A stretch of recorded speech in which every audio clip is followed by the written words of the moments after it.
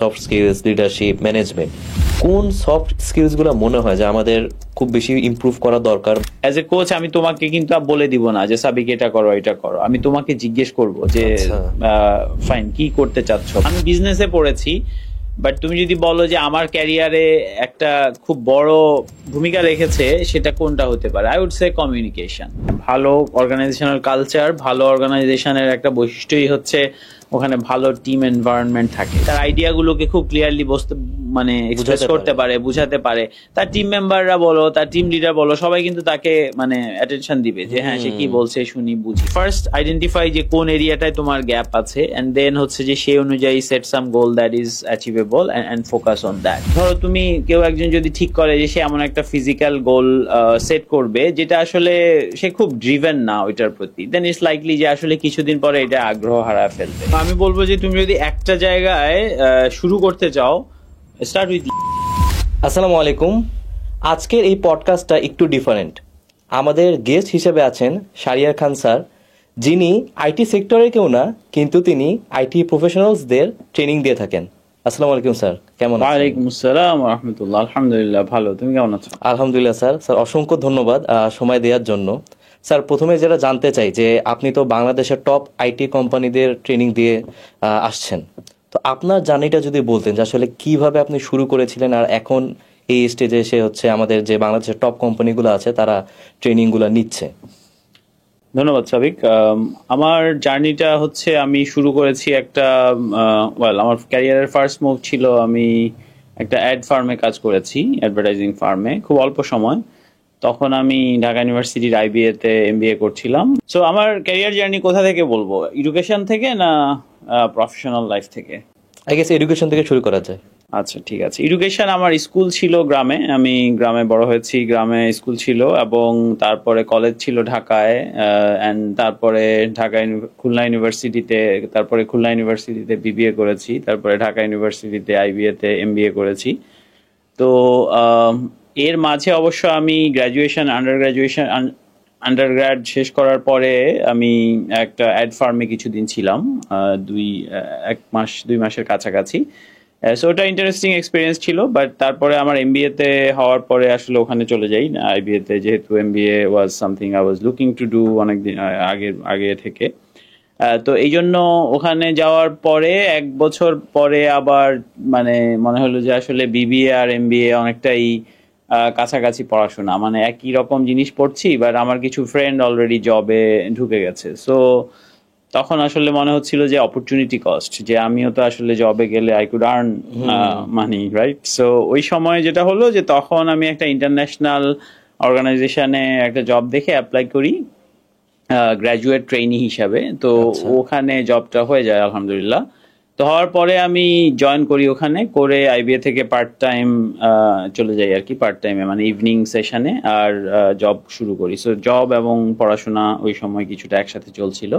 তো ওই international consulting ফার্মটা ব্রিটিশ একটা ফার্ম ছিল, ওদের বাংলাদেশ অফিসে আমি জয়েন করেছি। তো বছরখানেক পরে আমি ওখানকার ইউকের হেড অফিসে যাই, একটা সেকেন্ডম্যান বলে 3 মাসের জন্য। তো ওই সময়টায় আমার ওই 3 মাসে আসলে ভালো লেগেছিল যে লন্ডনে অফিস বা হেড অফিসে অনেক অ্যাকশনস, এবং মনে হচ্ছিল হ্যাঁ আমি এমবিএ তে যা পড়ছি বা যা করতে চাচ্ছি সেই জিনিসগুলোর এখানে অনেক অ্যাপ্লিকেশন আছে, বা সোজা কথা it was an exciting move for me. তো তখন পরে থেকে আসলে ভাবছিলাম যে ফাইন, হেড অফিসে যদি কোনো ওপেনিং থাকে মানে আই উড বি ইন্টারেস্টেড। তো আলহামদুলিল্লাহ 2 বছরের মধ্যেই একটা সুযোগ আসে, পরে আমি বাংলাদেশ থেকে ইউকে তে মুভ করি। সো ওখানে ছিলাম বেশ কয়েক বছর, এবং ওখানে আমাদের একটা training international leadership and management training centre ছিল, যেখানে আমি কাজ করেছি নিজে ট্রেনার হিসাবে, প্লাস হচ্ছে অন্য ট্রেনারদের ম্যানেজ করা, ট্রেনিং কোর্সের কোয়ালিটি এনশিওর করা এই জিনিসগুলোতে, প্লাস আমি অন্য কনসাল্টিং টিমে কাজ করেছি, প্রজেক্ট ম্যানেজমেন্ট, প্রপোজাল রাইটিং, তারপরে ক্লায়েন্ট রিলেশনশিপ, টেকনিক্যাল ডেলিভারি, এইসব কাজে। সো ওইভাবে আসলে শুরু। তো তারপরে 2012 থেকে মোর ট্রেনিং অ্যান্ড ডেভেলপমেন্টের সঙ্গেই ছিলাম, ক্লায়েন্ট ফেসিং। আর রিসেন্ট সময়ে গত কয়েক বছরে মোর কোচিং, সার্টিফিকেশন, লিডারশিপ ডেভেলপমেন্ট এগুলো নিয়ে কাজ করছি, প্রজেক্ট ম্যানেজমেন্ট আছে এগুলোর মধ্যে। সো এই কাজ করতে গিয়ে আসলে আমার অনেক রকম অর্গানাইজেশনের সঙ্গে কাজ করতে হয়েছে, বিভিন্ন ধরনের, মানে not for profit, IT company, non profit, মানে public sector organization, international organizations, এরকম। আর কিছু জিনিস তো আসলে কমন। সো আমি যে এরিয়াগুলোতে ফোকাস করি, leadership development, team work, effective team work, soft skills, project management, এগুলোর অনেক কমন এলিমেন্ট আছে, যেটা আসলে মানে অর্গানাইজেশনের কোর বিজনেস কি সেটা ছাড়াও একই রকম হয়। হ্যাঁ, সো ওই জন্য আসলে আই থিঙ্ক সেইভাবে সুযোগ এসেছে, আলহামদুলিল্লাহ, যে আইটি ফার্ম, সফটওয়্যার, এদের সঙ্গে কাজ করার। প্লাস আমি আসলে যেই কনসাল্টিং ফার্মে ছিলাম, আমাদেরও একটা ইউনিট ছিল আইটির, যদিও আমি ডাইরেক্ট আইটির না, ওদের সঙ্গে কাজ করতে হয়েছে, বা আমার প্রজেক্টে ছিল যে আইটির রোড ম্যাপ, স্ট্র্যাটেজি করছে, এরকম।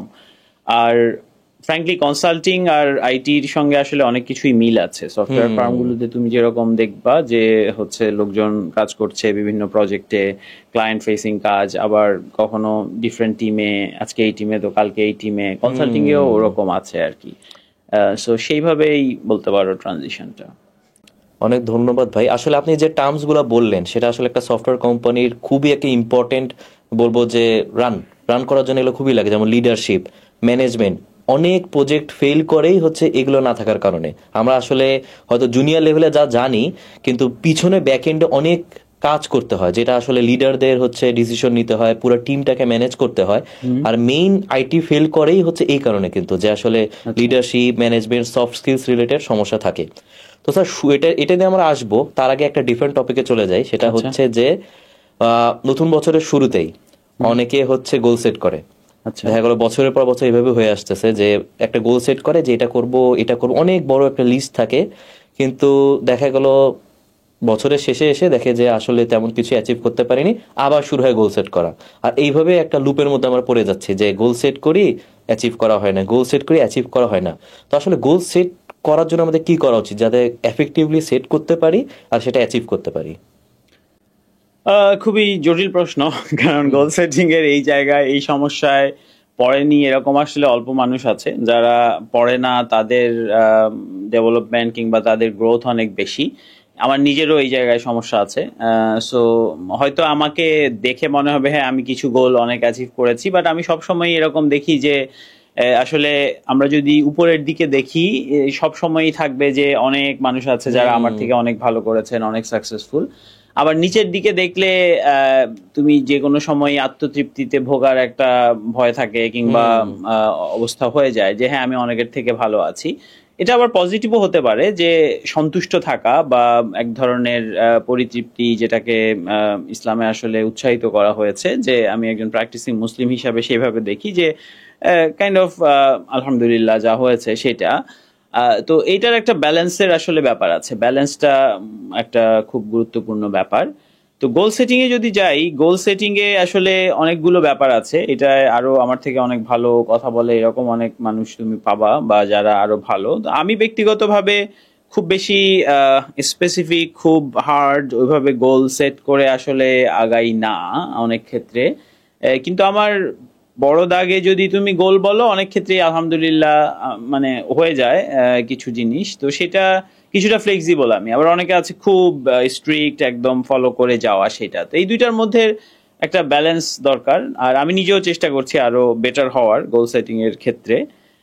তো গোল সেটিং এ যে জিনিসটা আমাদের মাথায় রাখতে হবে, যে ওই যে বললাম অনেকগুলো ফ্যাক্টরের ব্যাপার আছে। যেমন গোলটার সঙ্গে আসলে আমি কতটা অ্যালাইন্ড, আমার ভ্যালুজ, আমি আসলে কি করতে চাই, এই গোলটা আমার কাছে কতটা ইম্পর্টেন্ট, আমার ডিজায়ার কতটা বেশি, ঠিক আছে, সেই জিনিসটা। তারপরে এই গোলটার জন্য কাজ করা আমি এনজয় করি কিনা, এটা আমার জন্য অনেক ডিফিকাল্ট হয়ে যাচ্ছে কিনা, এটা আমার লাইফের অন্য এলিমেন্টস এর সঙ্গে আসলে কিভাবে কাজ করছে, কিংবা ইন্টারপ্লেটা কেমন, যে হ্যাঁ ভালো, মানে দেখা গেল যে আনরিয়ালিস্টিক একটা গোল নিয়ে নিয়েছি, তাহলেও প্রবলেম। আবার হতে পারে যে এটার ব্যাপারে আসলে আমার মন থেকে মানে হার্ট থেকে ওইভাবে কোনো আসলে অ্যাট্রাকশন নাই এটার প্রতি। হ্যাঁ, তো এরকম। সো মোটা দাগে there is a lot of discussion about motivation, willpower and things, and habit is related এরকম, যে হ্যাঁ এই মানে what sort of habits we have built over time. তো আমার কাছে যেটা মনে হয় যে গোলটা রিয়ালিস্টিক হওয়া ইম্পর্টেন্ট, কিন্তু at the same time you may argue the other side যে না, রিয়ালিস্টিক হলে তো আমি তেমন কিছু অ্যাচিভ করবো না। I want to set a really huge big goal যেটা আমাকে স্কেয়ার করে। There are people who actually promotes that. তো একজন মুসলিম হিসাবে আমরা মানে আমাদের গোল তো আসলে অনেকটা সেট করা, বিগার লেভেলের গোলটা, রাইট? সো দেন এগুলোকে কিন্তু আবার ব্রেক ডাউন করার ব্যাপার আছে। লেটস সে আমি যদি বলি তোমার খুব হাই লেভেল বিগ গোল কি, তুমি বলবো আমি জান্নাতে যাইতে চাই, রাইট? মানে দ্যাটস আখিরা ফোকাসড গোল, যে হ্যাঁ আমি আল্লাহর সন্তুষ্টি অর্জন করতে চাই। কিন্তু ওই জিনিসটাই একজন একভাবে করবে। ধরো কেউ দাওয়ার কাজ করছে, কেউ হচ্ছে যে ইসলামের জন্য চ্যারিটি কাজ করছে, কেউ হচ্ছে যে বিজনেস করছে, সেটা দিয়ে সে সার্ভ করছে, এরকম হতে পারে। Similarly professionally there are different types of goals, হ্যাঁ, যে কি করতে চাও তুমি সেটা। তো এই জায়গায় I think what works well হচ্ছে পারপাস ড্রিভেন কতটা। সো ধরো তুমি কেউ একজন যদি ঠিক করে যে সে এমন একটা ফিজিক্যাল গোল সেট করবে যেটা আসলে সে খুব ড্রিভেন না ওইটার প্রতি, দেন ইটস লাইকলি যে আসলে কিছুদিন পরে এটা আগ্রহ হারায় ফেলবে এটা। তো একটা স্কুল অফ থট হচ্ছে হ্যাঁ গোল সেট করা, সেটা নিয়ে কাজ করা, রিমাইন্ডার দেওয়া, সেটা কত ইম্পর্টেন্ট এই জিনিস, এইরকম রুটে যাওয়া। আরেক স্কুল অফ থট কিন্তু এরকম যে rather than goal or outcome, focus on the process. আচ্ছা, সো ধরো তুমি যদি বলো যে আমি give me an example of a goal, যে তোমার আমি একটা ওয়েট গোল কমাতে চাই।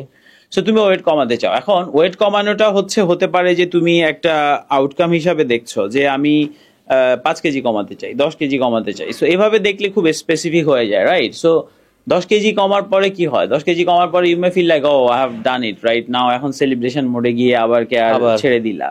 অনেকের ক্ষেত্রে তাই হয়, রাইট? তো এই জায়গায় if you focus on the process, যে ওয়েট কমাতে চাও কেন? ফিট থাকতে চাই, সো অথবা ফিট থাকতে চাও, রাইট? সো এই যে ফিট থাকার ডেফিনিশন কি, লাইক সেটা ক্লিয়ার করা, এন্ড দেন এটাকে rather than on the end result if you focus যে না I want to stay fit and healthy, and link it with a higher purpose. So you are a Muslim, practicing Muslim. If you align that with your values, that body, physique, health is a blessing from Allah, right? And if you think like that, that may motivate you slightly more. Actually, I need to take care of that. So now, see, this already gives you a bigger thing. Otherwise, you may feel, no, I'm actually okay. Many of my friends are even more weight, they have got more obese or whatever. So I'm okay. I'm quite good. So see, when you link it with a higher purpose, higher intention, that helps. And then also to make that part of your identity. So that I think there is a book, Atomic Habits, and the author talks about that, like making it identity in the sense that instead of thinking I want to lose 10 kg or something, try to adopt a new identity, like I am a person who is fit and healthy and takes care of his body. So this now becomes lifetime thakbe, right? Very good, excellent. So that is like, yeah, so you do that, and that helps you to kind of stick with that. That's one. Another one is I think, as I said, that happened to me, and for many people, that you set a goal and then you fall off and it becomes like a what do you call it, like you give up and all that, right? Another thing to keep in mind is that you mentioned about consistent, right? So being consistent. So sometime this happens very common, and many of my clients ask this question. It's like, okay, I start something with enthusiasm, then I lose focus, and this. So there is something called what the hell effect. What the hell effect is like, let's say you decided you will not eat sweets, okay? Mishti khawana. এখন একদিন খাচ্ছ না, 2 দিন খাচ্ছ না, 3 দিন খাচ্ছ না, তারপরে হঠাৎ করে একদিন কোনো বন্ধু জোরাজুরি করলো বা কিছু, তুমি একটা মিষ্টি খেয়ে ফেললা। খাওয়ার পর তোমার ভালো লাগলো, তুমি ভাবলা আচ্ছা হইলো না, একটা তো খেয়ে ফেললাম, তো আরো খাই আর কি। This is called what the hell effect, right? Same thing with exercise. Let's say এক্সারসাইজে আমি নিজে দেখেছি যে একদিন গ্যাপ হলে পরের দিনই যদি শুরু করি বা 2 দিনের মধ্যে আবার শুরু করি, then it's easier to stay consistent. But যদি হঠাৎ করে 2 দিনের জায়গায় 3 দিন হয়ে যায়, ওটা দেখবা কোনোভাবে 4 দিন হয়ে যায়, 5 দিন হয়ে যায়, এন্ড দেন বিফোর 7 দিন হয়ে যায়, 10 দিন হয়ে যায়, এরকম, ঠিক আছে?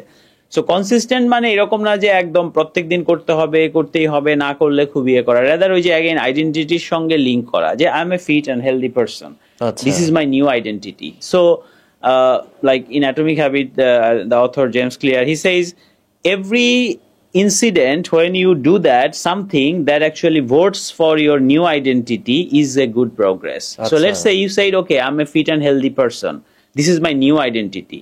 This does not mean you need to like exercise 5 days a day, 5 days a week, or 6 days a week, or anything. This means anytime, even if there is a gap, you remind yourself and you come back to that. So stay constant, like, don't let yourself forget that, and come back to that. Like, no, I'm active. I want to get back and do that and find enjoyment in that gradually. That, for me personally, that works better. So I have been like doing cycling and running and a bit of workout at home. What helps me is, there is a kind of a funny threshold, which is my trousers. If I feel like my belt is like getting too fat and thing, I kind of start, that works like an alarm bell for me. And I wake up, it's like, hey man, I'm becoming fat. So I start, let's say, becoming more regular. Sometime inconsistency can happen due to issues that are not within your control. So let's say you have been working out last 5 days very clearly, or regularly, and then suddenly you have a cold or fever or something, and you have a gap, and then it's really hard again to come back, right? So come back দেওয়াটা খুব কঠিন হয়ে যায়. So তখন ওই যে remind yourself যে alhamdulillah, it was like I was unwell, but this is my identity, I want to do that, so I'll get back to that, right? So that's, and again, in habit there are lots of things. So on Productive Muslim, we talk about habit, and I deliver Productive Muslim training. I'm going to start, and on that, habit is one, and there are so many books: Tiny Habits, Atomic Habits, Power of Habit. Really fascinating read and very practical advice. So those can be helpful. But going back to the new year, this actually is a good idea, like to link it with an event. Sometimes it works. So there is a book called How to Change, and a professor, I think, she argues that research has shown that you actually are likely to link it with a event like, let's say, New Year or some event, life changing or house moving. Say, okay, I'll start from that, and then if you can stick with that. So it does work. And personally, as a Muslim, I was reflecting on that. It's like, subhanallah, like in our religion, this is ingrained. Like every morning is a reset. So you need to look at it like that. Every morning we have আরেকটা chance পেলাম, and so many of the duas are like that. Like in the ঘুমাইতে যাওয়ার সময় আমরা কিন্তু দোয়া পড়ি যে হচ্ছে মৃত্যু, রাইট? আবার সকালে উঠলে কিন্তু আল্লাহর কাছে শুকর করছি যে হ্যাঁ, জেগে উঠলাম।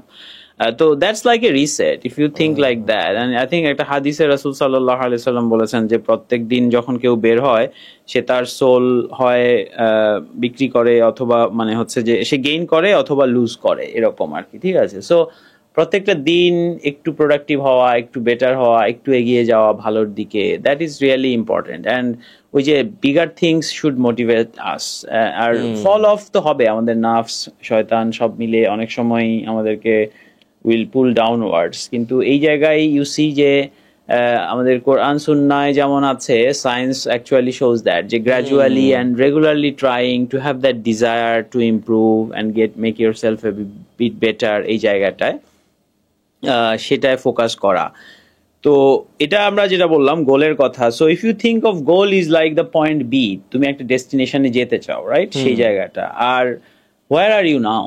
So that's point A, right? যে হচ্ছে যে তুমি এখন যেখানে আছো। And I use like a journey example. Let's say তুমি কক্সবাজারে যাইতে চাও।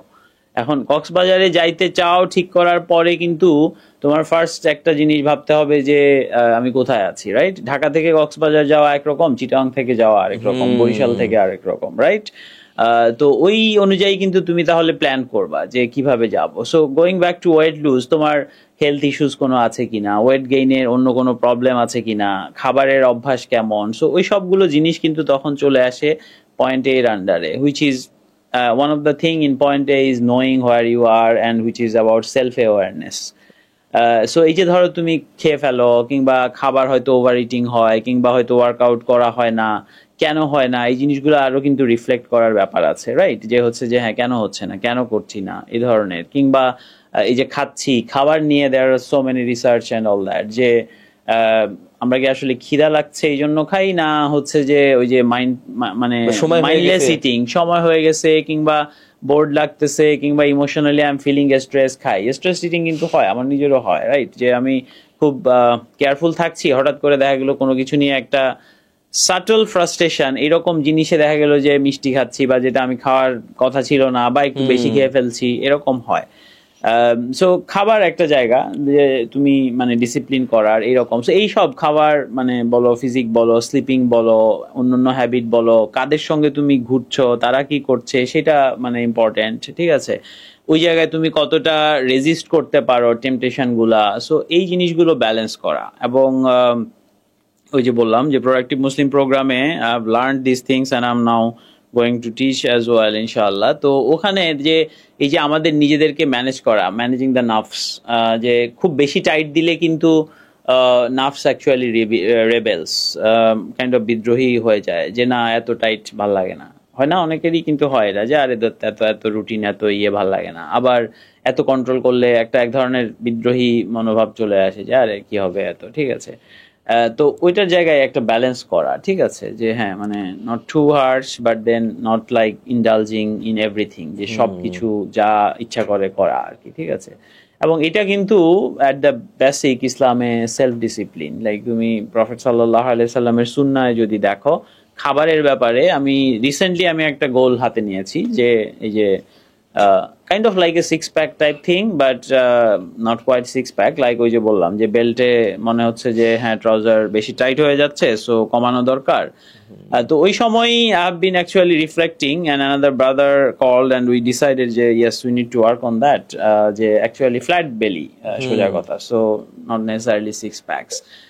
তো ওই আমি একটা হাদিস অনেকদিন ধরে জানি, সেটা নিয়ে ফোকাস করতে গিয়ে দেখলাম যে এটা আসলে খুবই ডিপ, হুইচ ইজ বলা যে মানুষের জন্য আসলে এতটুকুই যথেষ্ট যে সে জাস্ট একটু খাবে যাতে তার পিঠটা সোজা থাকে। আর যদি না পারে, মানে যদি সে হেরে যায়, তখন হচ্ছে যে 1/3 খাবে হচ্ছে খাবার, 1/3 পানি, আর 1/3 খালি রাখবে। নর্মালি এই অংশটা শোনা যায়, তাই না, যে হ্যাঁ 3/1 খাওয়ার কথা, কিন্তু এটা হচ্ছে সেকেন্ড স্টেজ। আচ্ছা। লাইক তোমার ফার্স্ট স্টেজ হচ্ছে যে জাস্ট এতটুকু যে পিঠ সোজা থাকবে। তুমি মনে করতে পারবা যে তোমার লাস্ট কবে এরকম হয়েছে যে খিদায় মনে হচ্ছে যে পিঠ বাঁকা হয়ে আসতেছে? মনে পড়তেছে।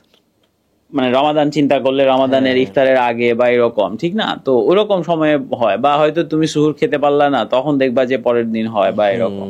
এবার তুমি যদি দেখো যে দ্য প্রফেট সাল্লাল্লাহু আলাইহি সাল্লাম এন্ড হিজ কম্প্যানিয়ন্স কিন্তু অনেক সময় ওরকম অবস্থা হতো, বা এবং ওনারা মানে এত খেতেন না আসলে, ঠিক আছে? সো এই জায়গাটায় আমাদের অনেক অনেক ইমপ্রুভ করার জায়গা আছে, যে আমরা আসলে অনেক সময় জাস্ট এনজয়মেন্টের জন্য খাই, ইন্ডালজের জন্য খাই। তো আমি গত 1-2 মাসের মতো হবে আলহামদুলিল্লাহ ট্রাই করছি যে এই জায়গাটায় প্র্যাকটিস করা, এবং I would say I have been doing well আলহামদুলিল্লাহ। মানে আরো ইমপ্রুভ করার জায়গা আছে definitely, but I have been doing well, এবং I am happy about that. কারণ আমার একটা নতুন মানে রিয়েলাইজেশন আসলো এটা প্র্যাকটিস করে, যে আসলেই অনেক অল্প খেয়ে চলা যায়, এবং খুব যে মানে এনার্জি লো হয় তা কিন্তু না। ধরো আমি যদি আজকের কথা বলি, আমি আজকে সকালে একটা ওই যে বুলেট কফি বলে ওইরকম কফি খেয়েছি আলহামদুলিল্লাহ। সারাদিনে দুপুরে লাঞ্চ করি নাই, আর হচ্ছে যে অফিস ছিল, কাজ করেছি। বিকালে অফিস থেকে বের হয়ে 20 টাকার বাদাম কিনলাম, সো বাদাম খেতে খেতে গাড়িতে আসলাম, আর এখনো পর্যন্ত কিছু খাই নাই। বাট আমাকে দেখে কি মনে হচ্ছে আমি খুব দুর্বল হয়ে পড়ে যাচ্ছি বা এরকম, and I am not feeling low energy আলহামদুলিল্লাহ, ঠিক আছে? সো এটা কিন্তু অনেকটাই সাইকোলজিক্যাল। বাট আমি আগে দেখা গেল সকালে ব্রেকফাস্ট খাচ্ছি, লাঞ্চ করছি, আবার গিয়ে ডিনার করছি, কাইন্ড অফ লাইক 3 বেলা যেন খেতেই হবে আর কি, ঠিক আছে? But actually that's not the case. Sorry, এটা তোমার ওই যে ওয়েট লসের কথায় চলে আসলো আর কি, যদিও গোল সেটিং নিয়েছিল। So I think it's a bit mix, but I follow more like যে ওকে হাই লেভেলের একটা গোল থাকে, অ্যান্ড দেন সেটার জন্য সর্ট অফ কিছু প্রোগ্রেস হওয়া, কাজ করা। Sometime I do follow of track, but ওই যে আইডেন্টিটিটা, সো আমারও যদি এক্সারসাইজ গোল বা এগুলো বলি, I try to get back again, যে 10 দিন হোক 15 দিন পর হোক আবার হচ্ছে যে শুরু করা, যে না এটা করতে হবে। Remind yourself with why you have started that, is that important, checking where you are, সেটা একটা ব্যাপার, and kind of maybe reduce the difficulty level. Say okay, মানে 10 কেজি লুজ করতে হবে না, বাট এটা and also link with identity এরকম। তো এরকম ডিপেন্ডিং অন দ্য গোল তোমাকে সেটা করতে হবে। যদি স্কিল হয় ওয়ার্ক রিলেটেড, দেন ওই স্কিলটার আসলে তুমি কোথায় আছো সেটার ফিডব্যাক নেওয়া would help you to get awareness. আবার হ্যাঁ, সো কন্টিনিউ করা, সেটা শেখা বা ইয়ে করা, সেটা কতটা ইম্পর্টেন্ট তোমার কাছে সেই জিনিসের সঙ্গে লিঙ্ক করা। So mix of things really. Sir যেগুলো অ্যাডভাইস দিলেন আমার মনে হয় যদি এটা অ্যাপ্লাই করতে পারি তাহলে একটা লং টার্ম সফলতা পাওয়ার সম্ভাবনা থাকবে। এখানে স্যার দুইটা পয়েন্ট আমার মাথায় গেঁথে গেছে। একটা হচ্ছে যে এটা আইটি কোম্পানিতে বা আমাদের আইটি প্রফেশনালদের একটা সমস্যাই বলা যায় যে আমরা অন্যরা যা করে, এটা আমাদের মানুষেরই সমস্যা যে অন্যরা যা করে সেটা আমরা করা শুরু করে দেই। মানে আমাদের গোলটাই হয়ে যায় যে আসলে অন্যরা যা করতেছে, যেটা এখন ট্রেন্ড, আপনি যেটা বলেন সেটার জন্য আসলে আমাদের মেইন সমস্যাটা কি হয়, আমরা পরে বুঝি সেটা আমার সাথে অ্যালাইন না, আরে আমি তো এটার জন্য না। তো অনেকে দেখা গেল একটা সাপোজ আমার দেখা গেল স্টুডেন্ট যখন সাবজেক্ট চয়েস করে, কিছুদিন আগে 5-6 বছর আগে ছিল যে ট্রিপলি সবাই দিচ্ছে যেই এসে ট্রিপলি সিলেক্ট করতেছে, এখন ওটা হয়ে গেল কম্পিউটার সায়েন্স। তো আমরা যে এইরকম লাইফের গোল সেট করি, আমাদের একটা বড় সময় আমরা দিব, তো এটা আমরা চুজ করতেছি আরেকটা মানুষকে দেখে।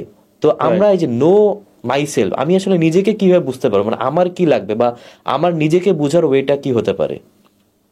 Very deep question, good question.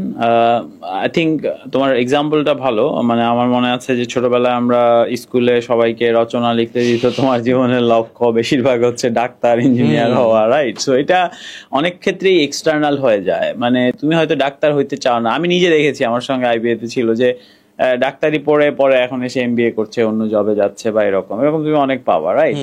যে মানুষ, তো এটাকে ওই যে বলে ট্রু কলিং, যে তোমার আসলে কোনটা ভালো লাগে, কি ভালো লাগে। তো আই থিঙ্ক সোশ্যালি যদি তুমি চিন্তা করো, একটা সময় ছিল যে এগুলো আসলে অনেকটা বেশি ইম্পোজ করা হতো, এখন কিছুটা চেঞ্জ হচ্ছে, তাই না? যে লোকজন, প্যারেন্টসরাও অনেকটা বুঝে এবং চেষ্টা করে ওইটা চিন্তায় রাখতে।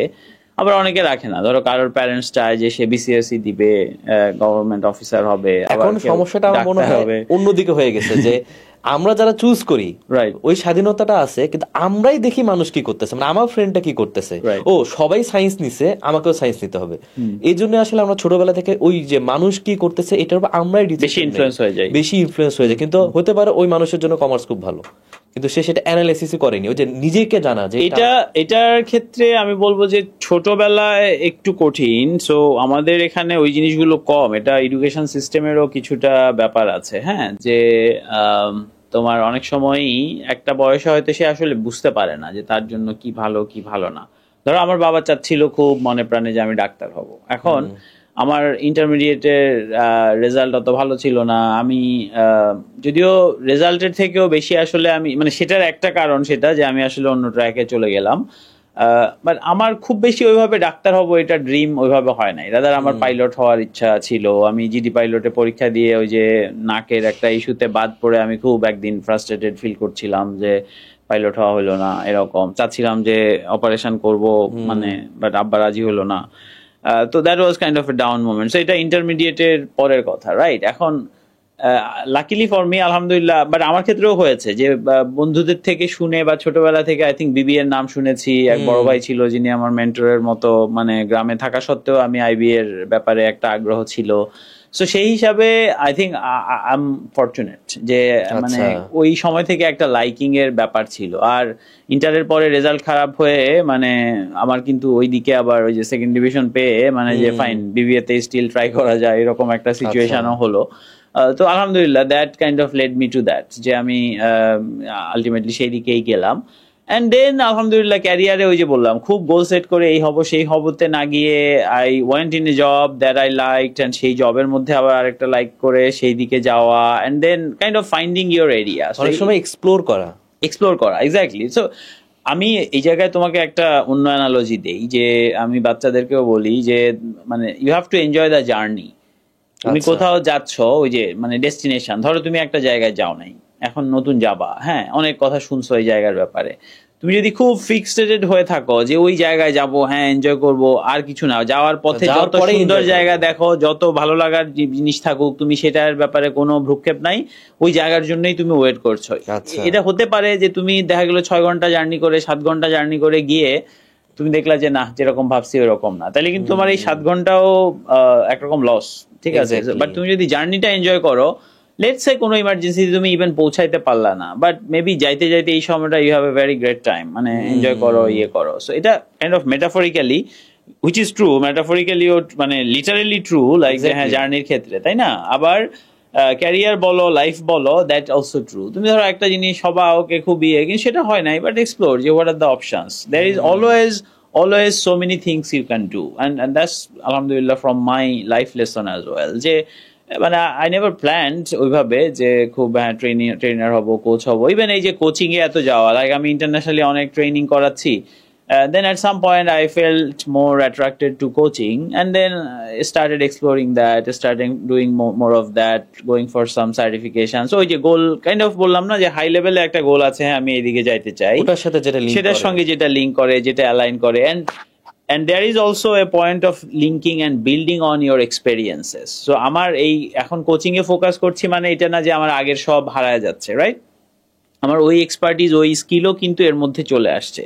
তো তুমি আইটির কথা বললা যে ওই যে বললাম যে আমি এক্স্যাক্টলি আইটি প্রজেক্ট রান করি নাই, কিন্তু আমি প্রজেক্ট ম্যানেজ করেছি। সো এখানে কিন্তু মিলটা চলে আসছে, তাই না? যে ওকে ওই প্রজেক্টে আমার কি চ্যালেঞ্জ হচ্ছে, আমি এমন লোকদের নিয়ে কাজ করেছি যারা আমার থেকে এক্সপার্ট, সিনিয়র, তাদেরকে আমি প্রজেক্ট ম্যানেজ করছি, ওদেরকে ফলো আপ করা, লিড করা, এরকম।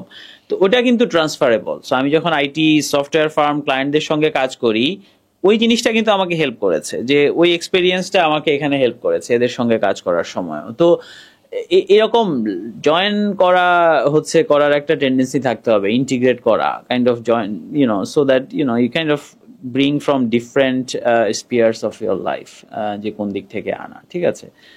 সো আই থিঙ্ক কোথায় ছিলাম যেন আমরা, যে আইটি ফার্মে অন্যের গোল অন্যটা দেখে ঠিক করা।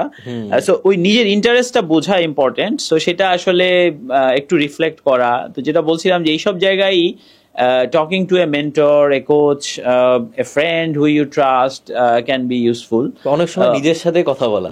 হ্যাঁ, নিজের সাথে কথা বলা, ভেরি ট্রু, যে হ্যাঁ এটা কি আসলে আমার ভালো লাগে কিনা। তুমি যদি নিজে চিন্তা করে ডিপলি একা একা বসে ভাবো যে না আমি তো আসলে আমার এই কাজটা ভালো লাগে না, আমার তোমার পার্সোনালিটি টাইপ কেমন, যেমন বাইরে কিন্তু এখন আমরা ম্যানেজমেন্ট লিডারশিপে তো হয় প্রফেশনালি করি যে সাইকোমেট্রিক টেস্ট বলে, যে পার্সোনালিটি টাইপ, এটা কিন্তু ইয়াংদের জন্য আছে, স্টুডেন্টদের জন্য, যে finding out your personality type, তোমার আসলে কি ভালো লাগবে। তো ওই রকম বিভিন্ন টুল ইউজ করা যেতে পারে, যে হচ্ছে ধরো স্কুল কলেজেও কিন্তু সম্ভব, যে সাইকোলজিক্যাল টেস্ট ফ্রি পাওয়া যায়, অনেকগুলো পেইড আছে, বিভিন্ন ধরনের আছে এটা। তো সেটা অনেক সময় হেল্প করে বুঝতে, যেমন তুমি মানুষের সঙ্গে মিশতে পছন্দ করো না চুপচাপ নিজে হচ্ছে যে কিছু করতে পছন্দ করো, এটার উপর নির্ভর করে কিন্তু তোমার ক্যারিয়ারের ডিরেকশন বা ওইটা অনেক ক্ষেত্রে ইম্পর্টেন্ট হতে পারে, যে ফাইন আমি ক্রিয়েটিভ কাজে যাব কিনা, বা ওইটা আমি এনজয় করি কিনা, এরকম। সো ওই নাম্বার অফ জিনিস আছে আর কি। So I think one way is like ওই যে ডিপ এক্সপ্লোরেশনটা, নিজের সঙ্গে কথা বলা বলো কিংবা রিফ্লেকশন বলো, নিজে ভাবা, মানে ওই সুযোগটা পাওয়া, না পেলে কারোর সঙ্গে কথা বলা, পরামর্শ নেওয়া। So coaching is something that actually that's why is powerful. So proper মানে নন ডিরেক্টিভ কোচিং যেটা আমরা প্র্যাকটিস করি অনেক ক্ষেত্রে, যে অ্যাজ এ কোচ আমি তোমাকে কিন্তু বলে দিব না যে সাবিক এটা করো এটা করো, আমি তোমাকে জিজ্ঞেস করব যে ফাইন কি করতে চাচ্ছ বা কি তোমার, হ্যাঁ তোমার ওয়েট নিয়ে কথা বলছিলা, তুমি ওয়েট লুজ করা। সো কোচিং হবে এরকম যে আমি তোমার সঙ্গে আসলে ওইটা নিয়ে কথা বলা শুরু করব, কেন ওয়েট কমাতে চাও, কি গোল, কিসে তোমাকে আটকায়, কি এগুলো আমার কাছে বলতে বলতে তোমার একটা ক্ল্যারিটি চলে আসবে। আমি বের করব, তুমি বের করবা, রাইট? আমি kind of guide by the side, মানে আমি জ্ঞানী, আমি বলে দিব এরকম কিন্তু না, সবার জন্য অ্যান্সারটা ডিফারেন্ট হবে। এক্সেলেন্ট, হ্যাঁ সবার জন্য ডিফারেন্ট হবে। তুমি তোমারটা ভালো বলতে পারবা, যে আমি বললাম আমি স্ট্রেস হলে খাই, তুমি হয়তো খাও না, তুমি খাওয়াই বন্ধ করে দাও, হইতে পারে, রাইট? এখন আমি যদি আমার অ্যাডভাইসটা তোমাকে দিয়ে দিই, হয় না। এবং by nature we are kind of a bit prone to giving advice, যে হ্যাঁ অ্যাডভাইস দেই খালি, ঠিক আছে? তো leadership research and all things show যে coaching style of leadership is more effective, very effective, যে asking questions, understanding the person, এরকম, ঠিক আছে? ওই জায়গায় তো আই থিঙ্ক কোচ মানে there are different ways, ওইদিকে যাচ্ছি না খুব ডিটেইলে, কিন্তু you can get a friend as a coach, basically ask him to ask you questions, right? And to help you to figure out, right? তুমি তার সঙ্গে কথাই বলা শুরু করো, মানে সে খুব ট্রেইনড কোচ হইতে হবে এরকম না, বাট তাকে শুধু বলে দিবা কথার কথা যে অ্যাডভাইস দিবা না, মানে ask me questions, help me two clarify, কিন্তু অ্যাডভাইস দিয়ে দিবা না যে এটা করো ওইটা করো ওইটা করো, ঠিক আছে? So even just trying this can help you, মানে এটা তোমার স্টুডেন্ট লেভেলে বললাম। আর প্রফেশনাল লেভেলে হলে তো you should look up at a coaching skills, and then also basically how to do that, how to do self coaching, ask your self question, যেটা আমি কেন করতে চাই।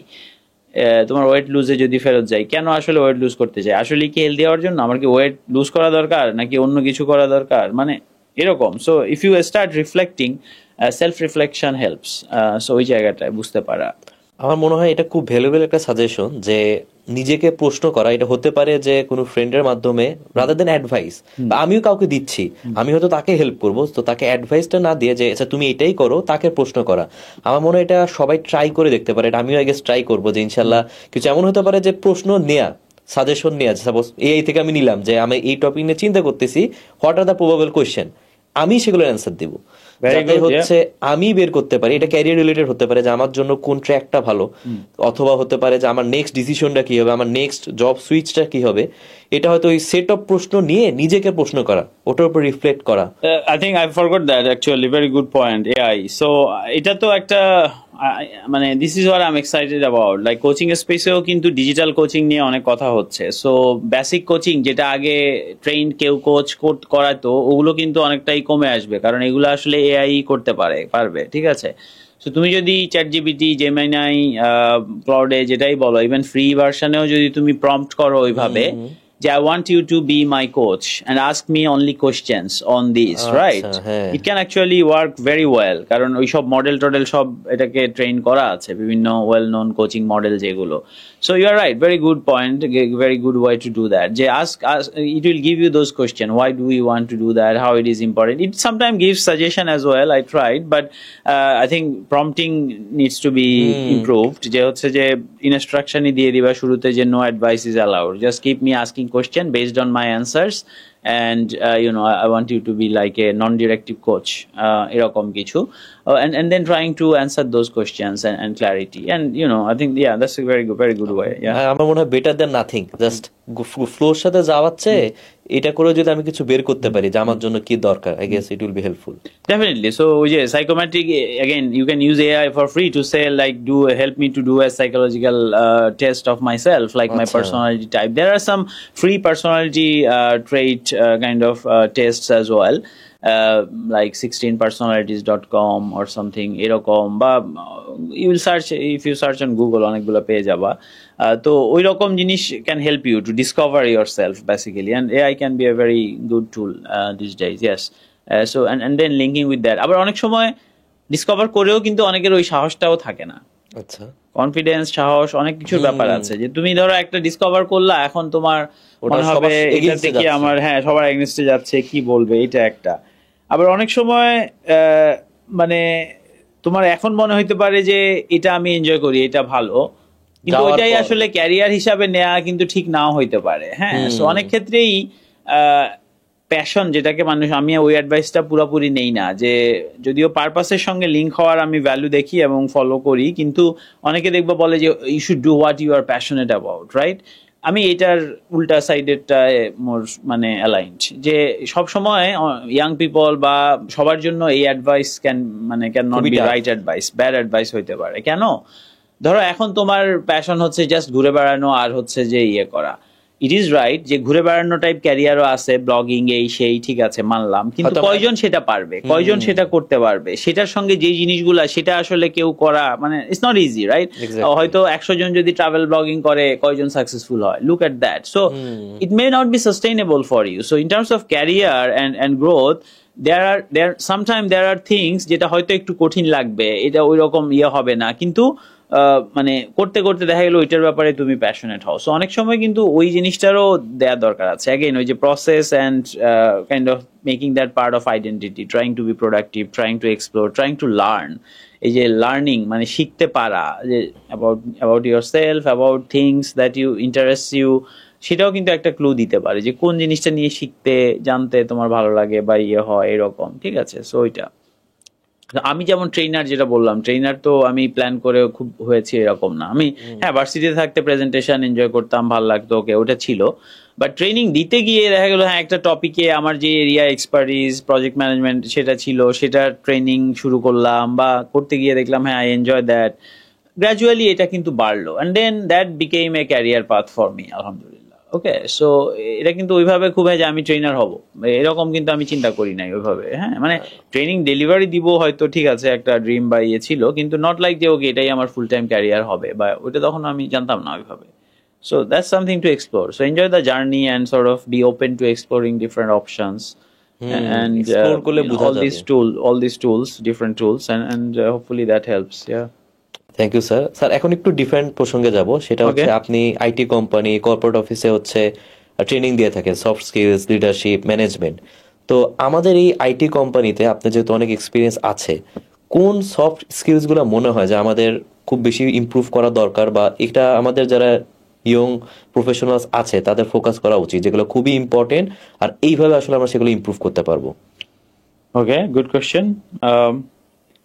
I think let's just start from the basic. So software firm, আচ্ছা IT বলি, but আগেও বলেছি যে কিছু জিনিস আছে সব জায়গায় কমন, সব exactly, জায়গায় হ্যাঁ। তোমাকে হেল্প করবে। সো আমি বিজনেসে পড়েছি, বাট তুমি যদি বলো যে আমার ক্যারিয়ারে একটা খুব বড় ভূমিকা রেখেছে, সেটা কোনটা হতে পারে? I would say communication. Business communication একটা কোর্স ছিল, সেটার আই থিঙ্ক যত রিটার্ন পাচ্ছি আমি অন্য অনেক টপিক থেকে হয়তো পাচ্ছি না বা পাই নাই, ঠিক আছে। যেমন আমারও কিন্তু ওই যে C++ কোডিং ছিল, তারপরে MIS ছিল 2-3 বার, তো I was enjoying at that time, but somehow ওইটা ওইভাবে মাথায় আসে নাই যে হ্যাঁ এটাতে সুইচ করা যায় বা এরকম। বাট দেন কমিউনিকেশন কিভাবে কাজ করেছে, যে ওই যে বিজনেস কমিউনিকেশনে there are some things that stayed with me, যে হ্যাঁ এটা আসলে important. So I think my communication was above average তখন থেকে টু সাম এক্সটেন্ট। সেটাই কিন্তু আমার একটা বড় স্ট্রেংথ হিসাবে কাজ করেছে, যে আমি গ্লোবালি কাজ করেছি বিভিন্ন জায়গায়, ইংলিশ স্পিকিং লোকজনদের সঙ্গে বা অন্য দেশে, বিভিন্ন দেশে। এই যে clarity of communication, that's very important, যে মানে রাইট জায়গায় রাইট জিনিস রাইট ভাবে এক্সপ্রেস করতে পারা, কমিউনিকেট করতে পারা, দ্যাট হেল্পস এ লট। এবং এটা আমি অনেক সিনিয়র টিম থেকে শুরু করে একদম জুনিয়র টিমে বা এন্ট্রি লেভেল সব জায়গায় দেখি যে এই জায়গায় অনেক ইমপ্রুভ করার অনেকের জায়গা আছে। So this is a very fundamental one, যে being able to communicate your ideas clearly. আচ্ছা, কিভাবে ইমপ্রুভ করা যায় স্যার?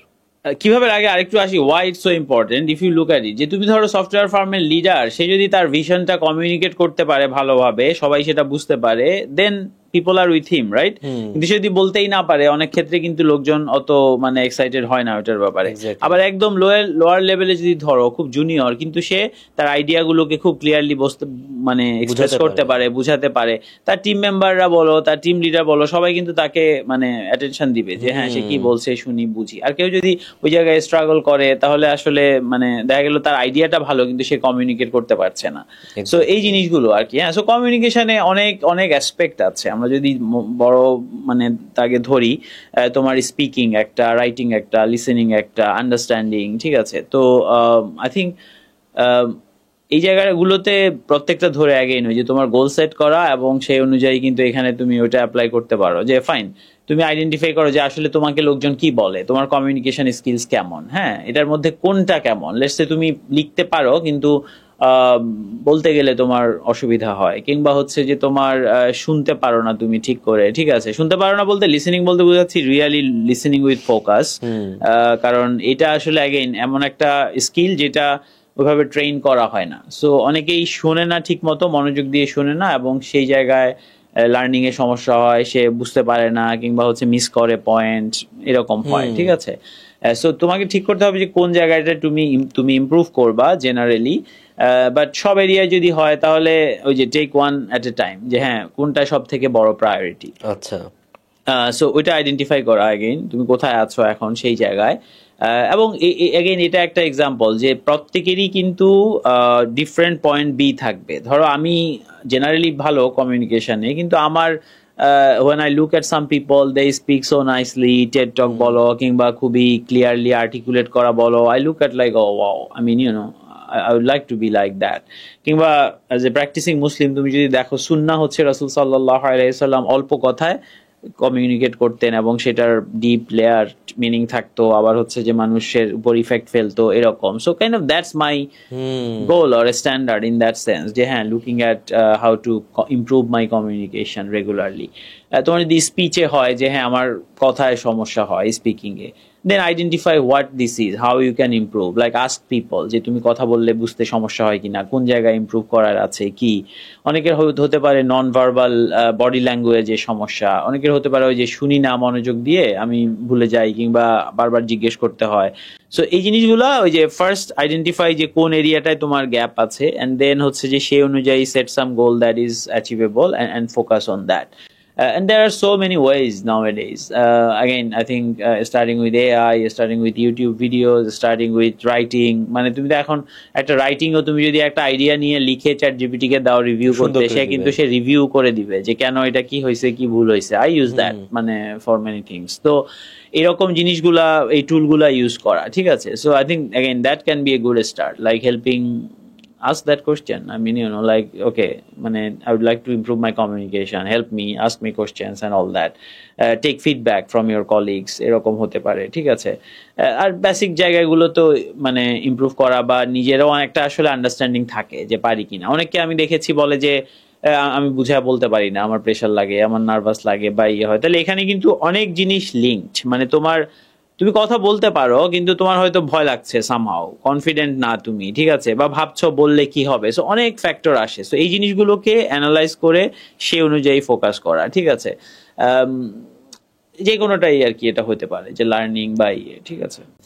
এই ক্ষেত্রে মনে হয় একটা পয়েন্ট কমন যেটা আমার পার্সোনালি এই পডকাস্ট থেকে আমি নোট করতেছি যে একটা হচ্ছে নিজের স্টেটটা বোঝা, যে একটা অ্যাডভাইস নিলাম সেটা অ্যাপ্লাই করার আগে আগে আমি এখন কোন বিষয়ে ইমপ্রুভ করা দরকার আর কোনটা আসলে ইম্পর্টেন্ট হতে পারে। আমার রাইটিং স্কিলটা ইমপ্রুভ করা বেশি দরকার অ্যাট প্রেজেন্ট, আর আমি ফোকাস করতেছি আরেকটা জায়গায়। সো প্রথম স্টেপটাই হচ্ছে নিজেকে বোঝা। এটার জন্য কিছু প্রশ্ন করতে হতে পারে, একটু সময় দিতে হবে। আমরা আসলে এতটা দৌড়ের মধ্যে থাকি, জাস্ট দেখি অ্যাপ্লাই করি, কিন্তু আসলে যে নিজের স্টেটটা আমরা বুঝতে চাই না। ঠিক কথা। এবং আমি বলবো যে তুমি যদি একটা জায়গায় শুরু করতে চাও, স্টার্ট উইথ লিসেনিং। এটা তোমার জুনিয়র, সিনিয়র, মিড লেভেল সব জায়গায় একটা ঘাটতি। কারণ ওই যে বললা দৌড়ের উপরে থাকি, হ্যাঁ দৌড়ের উপরে থাকি, আমাদের ফোকাস থাকে না। তুমি কিছু বলতে আসো, আমি চিন্তা করি আচ্ছা হ্যাঁ জাস্ট একটা রেসপন্স করার জন্য আমার মাথায় অন্য জিনিস যাচ্ছে। সো কমিউনিকেশনে তুমি যদি দেখো, communication is a two way process অনেক ক্ষেত্রে, রাইট? তুমি একটা কিছু বলছো, আমার কিন্তু সেটা শুনতে হবে, শুনে হচ্ছে তারপরে সেটা রেসপন্ড করতে হবে। এখন এর মধ্যে আমার মাথায় অনেক চিন্তা চলছে, হয়তো বাইরে শব্দ হচ্ছে কিংবা হচ্ছে যে আমার দ্যাটস এক্সটার্নাল নয়েজ, যে বাইরে কোনো ডিস্ট্রাকশন, চিল্লাচিল্লি, কোনো এমন শব্দ যেটা আমাকে ওইদিকে মনোযোগটা নিয়ে যায়। আবার ইন্টারনাল হইতে পারে, আমি কিছু একটা ভুলে গেছিলাম সেটা মনে পড়লো, কিংবা আমার একটা কোনো প্রবলেম বা কোথাও যাইতে হবে সেটা নিয়ে আমার একটা তাড়া কাজ করছে ভিতরে। সো অনেক কিছুই কিন্তু লিসেনিংকে ইফেক্ট করে। কিন্তু তুমি যদি ভালো মতো শুনো তাইলেই কিন্তু অনেক এগিয়ে যায় কমিউনিকেশনটা, প্রোগ্রেসটা, যে তুমি অন্যেরটা বুঝতে পারো। ধরো যখন আমাদের দ্বিমত হয়, সাধারণত কি হয়, মানুষ যখন দ্বিমত হয় তার নিজের রেসপন্ড করার জন্য প্রতি উত্তর দেওয়ার জন্য সে অপেক্ষা করে থাকে, তর্ক বাড়তে থাকে, শুনতে চায় না। কিন্তু তুমি যদি খুব মনোযোগ দিয়ে তার পয়েন্টটা শুনো এবং সেটা আবার রিপিট করতে পারো, যে হ্যাঁ সেটা আবার তুমি তাকে বুঝিয়ে বলো যে হচ্ছে যে আচ্ছা আপনি এটা বলছেন, সে কিন্তু দুইটার একটা হবে। হয় সে বলবে যে না আপনি ভুল বুঝেছেন, আমি এটা বলিনি, তাইলে তোমার ক্ল্যারিফাই হয়ে গেল। আবার যদি তুমি বুঝে থাকো তাহলে সে বুঝবে যে হ্যাঁ তুমি বুঝতে পেরেছো, রাইট? সো এই জিনিসটা প্র্যাকটিস করা, যে লিসেনিং থেকে আমি মনে করি শুরু করা উচিত বেশিরভাগ ক্ষেত্রে। যাদের মোটামুটি আছে কিন্তু ইমপ্রুভ করতে চাই এরকম, যে এই জায়গা থেকে আগে দেখা উচিত যে কি। কারণ কি, লিসেনিং তোমাকে কিভাবে হেল্প করবে? তুমি গিয়ে একজন বন্ধুকে বা কলিগকে বলো যে ভাই আমি আমার কমিউনিকেশন ইমপ্রুভ করতে চাই, আমাকে কিছু আপনি আপনার অবজারভেশন শেয়ার করেন। সে হয়তো কিছু বলবে। এখন অ্যাগেইন তুমি যদি খুব মনোযোগ দিয়ে শুনো, তুমি কিন্তু বুঝবা, তাকে আবার আরেকটা প্রশ্ন করতে পারবা। So I think that's really in a way most important one. অনেক প্রবলেম আমার মনে হয় লাইফ টাইম লার্নিং এর জন্য এটা কিন্তু অনেক গুরুত্বপূর্ণ, যে হচ্ছে আমি যত শুনবো আমার ইনফরমেশন তত বেশি পাবো। কারণ আমরা অনেক সময় হয়ে যায় যে আমরা একটা ফিক্সড মাইন্ডসেট নিয়ে থাকি, আচ্ছা এটা এইরকমই, সে অনেক কিছু বলার পর আমি সেই প্রথমে যে মাইন্ডসেটে ছিলাম সেটাই থাকে। তো আমরা যদি মনোযোগ দিয়ে শুনি আর সেটার উপর রিফ্লেক্ট করতে পারি, তাহলে আমার মনে হয় সেই মাইন্ডসেট গুলোও চেঞ্জ হতে থাকবে, আর অনেকগুলো চিন্তা করতেও পারবো। গুড পয়েন্ট, বাট এখানে তুমি অনেক কিছু বলে ফেলছো যেটা আবার অনেক বড় টপিক আছে, যেমন ফিক্সড মাইন্ডসেট একটা শব্দ ইউজ করেছো। তো ফিক্সড মাইন্ডসেট, গ্রোথ মাইন্ডসেট নিয়ে দেয়ার আর রিসার্চ, একটা বই আছে মাইন্ডসেট। সো ওখানে যেটা বেসিক্যালি কোর পয়েন্ট সেটা হচ্ছে ফিক্সড মাইন্ডসেট হচ্ছে আমরা যখন মনে করি যে আমাদের ইন্টেলিজেন্স বা আমাদের কোনো ক্যাপাবিলিটি ইজ ফিক্সড, এটা চেঞ্জ হবে না। যেমন আমরা দেখবা বলি যে আমি কথা বলতে পারি না ভালো, আমি লিখতে পারি না ভালো, আমি আমি প্রেজেন্টেশনে ভালো না। এই যে আমি আমার আইডেন্টিটি বানায় ফেলছি, এটা that's a bad thing, right? Fixed mindset. যদি আমি মনে করি যে আমি এরকমই, আমি আর ভালো হতে পারবো না। কিন্তু গ্রোথ মাইন্ডসেট হচ্ছে যে thinking no I can try, I can learn, এই জায়গাটা। সো লার্নিং অনেক কিছু কিন্তু তুমি বলে ফেলছো, এক কথায় অনেক ভারী ভারী জিনিস বলছো, যে লার্নিং এর হ্যাবিটটা থাকা বা লার্নিং এর ইন্টারেস্ট, ডিজায়ার থাকা, learning agility, sort of like কিভাবে শিখবো, কি শিখছি সেই জিনিসগুলো, এবং শেখার একটা ইচ্ছা থাকা। তো এই জায়গায় অনেক কিছু কাজ করে। ইগো একটা টপিক যেটা নিয়ে আমি কথা বলি, ইগো ভার্সাস হিউমিলিটি। আমাদের যদি ইগো মানে নিজের ব্যাপারে খুব বেশি কি বলে আত্মম্ভরিতা থাকে, অহমিকা থাকে, যে না আমি তো অনেক জানি, আমি তোমার থেকে কি শুনবো, কি শিখবো, তাহলে কিন্তু আমি এই যে সুযোগটা হারালাম। দেখা গেল তুমি একটা কিছু বলছো যেটা থেকে, দেখো আমি মানে আমরা কথা বলার সময় একটু আগে আমি এআই এর কথা ভুলে গেছি, তুমি শেয়ার করছো, রাইট?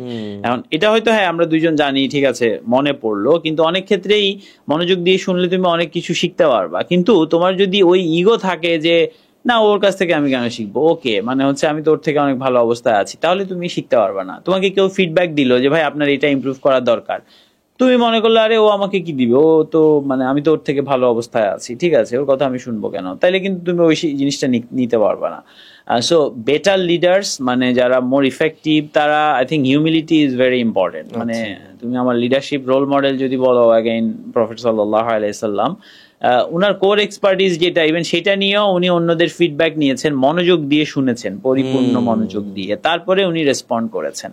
তো এইটা আমি চেষ্টা করে অনেক সময় ফেল করি, যে হ্যাঁ পুরাটা শুনবো তারপরে হচ্ছে মানে কথা বলবো, অনেক সময় হয়তো চলে আসে মাঝখানে আগে। হ্যাঁ, তো ওরকম হইলে you have to pause and reflect. তো এই জিনিসগুলোর মধ্যে একটা রিলেশন আছে, মিক্স আছে, যে তুমি ফিক্সড মাইন্ডসেট অনেক অনেক ক্ষেত্রে ইগোর সঙ্গে লিঙ্কড, যে না মানে এটা এরকমই, বা ফেইল করাটা একটা লজ্জার ব্যাপার, এরকম যদি হয় তাহলে আসলে অ্যাগেন শিখা কঠিন হয়ে যায়, কারোর থেকে ফিডব্যাক নেওয়া কঠিন হয়ে যায়, ইমপ্রুভ করা কঠিন হয়ে যায়। কারণ ইমপ্রুভ করতে যাওয়ার মানেই তো হচ্ছে আমি একরকম ইমপ্রুভ করতে হইলে কি করতে হবে, ওই যে পয়েন্টে তোমাকে আগে বুঝতে হবে যে হ্যাঁ আমার একটা ঘাটতি আছে। এখন সেই ঘাটতিটা স্বীকার করতেই যদি আমার খুব গায়ে লাগে যে আরে আমি তো অনেক জানি, আমি অনেক করি, তাহলে কিন্তু শেখা কঠিন হয়ে যায়। হ্যাঁ, এবং আমি এটা কিছুদিন আগে একটা ইভেন্টে বলেছিলাম, এটা একটু সেন্সিটিভ কথা, সো তাও সাহস করে বলে ফেলি। সেটা হচ্ছে যে আমি প্রায় 50টার মতো দেশের মানুষের সঙ্গে কাজ করেছি আলহামদুলিল্লাহ, বিভিন্নভাবে, মানে কখনো ট্রেনার হিসাবে, কখনো কলিগ হিসাবে, কো লার্নার হিসাবে। আমার একটা অবজারভেশন হচ্ছে যে ইগোর যদি একটা স্কেল থাকে, লাইক যে মানে খুব নিজেকে ইম্পর্টেন্ট ভাবা, নিজেকে অনেক জানি এরকম ভাবা, বাংলাদেশ ওই স্কেলে খুব হাই থাকবে জেনারেলি স্পিকিং। মানে আমাদের লোকজনের অনেক ক্ষেত্রেই মানে very high level of ego আর কি, নিজের সম্পর্কে অতি আত্মবিশ্বাস, মানে কেন শেখানো মুশকিল। এবং আমার এই কমেন্ট কিন্তু linked with learning as well. আমি যেহেতু অন্য ট্রেনারদের ডেলিভারি দেখতাম, আমি ওই যে লন্ডনে আমাদের অন্য ট্রেনাররা যখন ট্রেনিং দেয় আমি পিছনে বসে অবজার্ভ করতে হতো অনেক সময়। তো আমি দেখেছি বিভিন্ন দেশের পার্টিসিপেন্টদের সঙ্গে বাংলাদেশ থেকে যাওয়া পার্টিসিপেন্টদের কম্পেয়ার করলে আমার এই মন্তব্য সেখান থেকেও অনেকটা লিঙ্কড। কিংবা একজন হাই অফিসিয়াল, আমি অনেক senior official, senior leaders, high অফিসিয়ালদের সামনে ট্রেনিং দিয়েছি, কোচিং করিয়েছি 1-to-1। কিন্তু আমাদের দেশের মানুষ লাইক যে কেউ ধরো একটা একটু যদি পজিশনে থাকে, they look at you like তুমি কে, তুমি কি জানো, মানে এই ধরনের অবস্থা। হ্যাঁ, ওয়ারাজ আমি অনেক সিনিয়র লেভেলে দেখেছি they respect you, you feel like you are a human, they are a human, you talk to them. ঠিক আছে, একটা স্টোরি শেয়ার করি এখানে, যে মানে আমার জন্য ইট ওয়াজ ভেরি, ওই বাংলাদেশ থেকে প্রথম ইংল্যান্ডে গিয়ে it was quite eye opening type একরকম, অ্যান্ড ইট টাচড মি। যে আমি যে অর্গানাইজেশনে কাজ করতাম প্রায় 600-র মতো মানুষ ছিল তখন। তো আমি লিফটের সামনে দাঁড়ায় আছি, মানে অথবা লিফট থেকে বেরিয়ে আমি কাইন্ড অফ কাউকে খুঁজছি। ওই ফ্লোরে আমার এক বাংলাদেশি এক ভাই পরিচিত, উনি জব করেন ওখানে, বাংলাদেশি তেমন নাই, 2-3 জন বা 2জনই বোধহয় আমরা ছিলাম। তো উনার কাছে যাব আমি, তো আমি জানি না উনি কোথায় বসে। তো একজন মানে এক সাদা ভদ্রলোক, মানে হোয়াইট বয়স্ক, তো উনি আমাকে বললেন যে হু আর ইউ লুকিং ফর, ভদ্রভাবে জিজ্ঞেস করলেন। তো আমি নাম বললাম। তো নাম বলার পর উনি আমাকে নিয়ে দরজা খুলে তার ডেস্কের সামনে নিয়ে বলল যে আবরার, ওই ভাইয়ের নাম, যে Abrar you have a guest. তো আমি ওখানে ওকে থ্যাংক ইউ দিলাম, দিয়ে আমি ওনার সঙ্গে কথা বলা শুরু করছি। তো আমি তখনও জানতাম না যে উনি কে আর কি, ওই ভাইও কিছু বলে নাই। তার কিছুদিন পরে বা 2-1 দিনের মধ্যে আমি জানলাম, guess who was that? Guess করো। Head. Exactly, he was the CEO of the organization, right? উনি দেখিয়ে দিল যে হ্যাঁ, মানে সে নিয়ে গেছে আমাকে, ঠিক আছে, এন্ড ইটস লাইক যে সে জানেও না আমি কে বা কি, ঠিক আছে, এরকম। তারপর আমি এরকম, মানে আমার বিদেশি কলিগ যারা ছিল ওরা দেখতাম যে অফিসে ঢুকার সময় দারোয়ানদের সঙ্গে হ্যান্ডশেক করছে বা এটা আমি বাংলাদেশেও দেখেছি। হ্যাঁ, এবং এই জিনিসটা আমি খুব খেয়াল করেছি যে আমাদের লোকজন, সিনিয়র বা অফিসের বস, সে তো কখনো এরকম করবে না, ঠিক আছে। এটা তো এখন এটার বিভিন্ন আর্গুমেন্ট থাকতে পারে, কিন্তু বা ধরো মিটিং এ আমি দেখেছি যে আমি পার্মানেন্ট সেক্রেটারি মালয়েশিয়ায়, একটা মিনিস্টার, মানে মিনিস্ট্রিতে একজন সিনিয়র লেভেল মানে সেক্রেটারি, তাদের সঙ্গে মিটিং করছি, like they are listening, they are giving me attention, talking. সেই তুলনায় বাংলাদেশে অনেক জুনিয়র গভর্নমেন্ট অফিসিয়ালও মানে এমন ভাব করেছে কিছু কেউ কেউ যে হচ্ছে যে মানে উনি যেন উঁচু, মানে কি বলা যায়, মানে মানুষের থেকে উচ্চ স্তরের কিছু, এরকম, ঠিক আছে। তো শুধু গভর্নমেন্ট অফিসে তা না, গভর্নমেন্ট, নন গভর্নমেন্ট, মানে প্রাইভেট, সব জায়গায় আছে আর কি। সো অ্যাগেইন খুব স্টেরিওটাইপ করা যাবে না, মানে অনেক মানুষ আছে যারা অনেক কিছুতে অনেক এগিয়ে, গ্লোবালি বা আমাদের দেশের অনেকে অনেক ভালো করে, কিন্তু জেনারেলি স্পিকিং যে এটা আমার একটা অবজারভেশন, ঠিক আছে। তো এই জিনিসটা আমি, তুমি যদি বলো একটা অ্যাডভাইস বা একটা আই উড সে যে সেলফ ডেভেলপমেন্টের জন্য, যে ক্যারিয়ারে বলো, যেখানে বলো, লাইফে জেনারেলি, এই জিনিসটাকে চেক দিতে শিখা যে না, ঠিক আছে, আমি আলহামদুলিল্লাহ আমি অনেক কিছু করেছি, কিন্তু আমার থেকে ভালো অনেকে করেছে, বা আমার অনেক ঘাটতি আছে, আমার অনেক ইমপ্রুভমেন্টের জায়গা আছে, ওইটা থাকা। এবং সেই সঙ্গে আসলে একটা কনফিডেন্সের মিক্স থাকা, যেটা তুমি এখন সবকিছুতেই তুমি ওইটা জেনে, ধরো তোমার থেকে আসলেই ভুল বুঝছে বা জানে না, এরকম কেউ একটা কিছু বললো, তোমারটা বাদ দিয়ে সেটা নিয়ে নিবা, আমি সেটা বলছি না। মানে you have to be able to জাজ, মেক এ কল, যে আসলে তোমারটা কেন ঠিক, সেটা ঠিক হলে কেন, বাট স্টিল তারটা ভুল হলেও তুমি শুনে এক্সপ্লেইন করো অ্যাগেইন যে কেন সেটা ভুল, বা কেন তুমি ভুল মনে করো, যদি অপিনিয়ন, মতামতের ব্যাপার হয়। আর যদি টেকনিক্যাল কোনো মানে প্রুভেন ফ্যাক্ট হয়, তাহলে তো সেটা তোমার এভিডেন্স আছে যে কেন তোমারটা ঠিক বা কি, এরকম, ঠিক আছে। সো এই জায়গাগুলোতে আই থিঙ্ক তুমি অনেকগুলো ভালো টপিক দিয়ে দিছো, যে আসলে ওই হিউমিলিটিতে থাকা, বিনয়টা থাকা, যে হ্যাঁ আমি শিখবো, শিখতে পারি, আমার ইমপ্রুভমেন্টের জায়গা আছে, এবং সেই শেখার ইচ্ছাটা থাকা, কেউ সেই ফিডব্যাক দিলে সেটা অনুযায়ী কাজ করা। সব ফিডব্যাক তোমার নিতে হবে তা না। কেউ তোমাকে বললো ভাই আপনার মানে লেটস সে আমি জানি না, একটা কিছু বললো যে আপনার কথাবার্তা ভালো লাগে না, কেমন জানি মনে হয়, রাইট? এটা শুনেই তোমার আপসেট হয়ে যাওয়ার কিছু নাই, কিন্তু তুমি শোনো মনোযোগ দিয়ে, শুনে আরো একজনকে জিজ্ঞেস করো, নিজে খেয়াল করো, নিজে হচ্ছে চিন্তা করো যে হ্যাঁ আচ্ছা কি ভেরিফাই করা, রাইট? সো হচ্ছে যে এইভাবে কিন্তু মানুষ গ্রো করে, যে হ্যাঁ তোমার ও যে বললো এই কথাটা আসলে কোনো সাবস্টেন্স আছে কিনা, নাকি সে আসলে একটা জাস্ট বলে দিল কোনো কারণে তোমাকে ডাউন করার জন্য বা কিছু। So you don't have to take all feedback, but still listen to it and verify it, check with other people as well. Okay?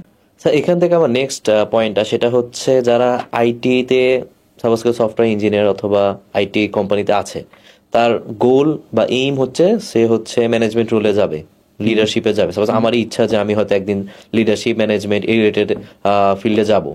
তো কি সাজেশন আপনি দিবেন, যেহেতু আপনি প্রজেক্ট ম্যানেজমেন্ট রিলেটেড কাজ করেছেন, তারপর হচ্ছে লিডারশিপ, ম্যানেজমেন্ট, যারা হচ্ছে ওখানে যেতে চায়, যেমন অলরেডি আপনার পয়েন্ট কিন্তু চলে এসেছে যে ওই লেভেলে যাওয়ার পর একটু হিউমিলিটিটা, তারপর হচ্ছে লিসেনিং করা।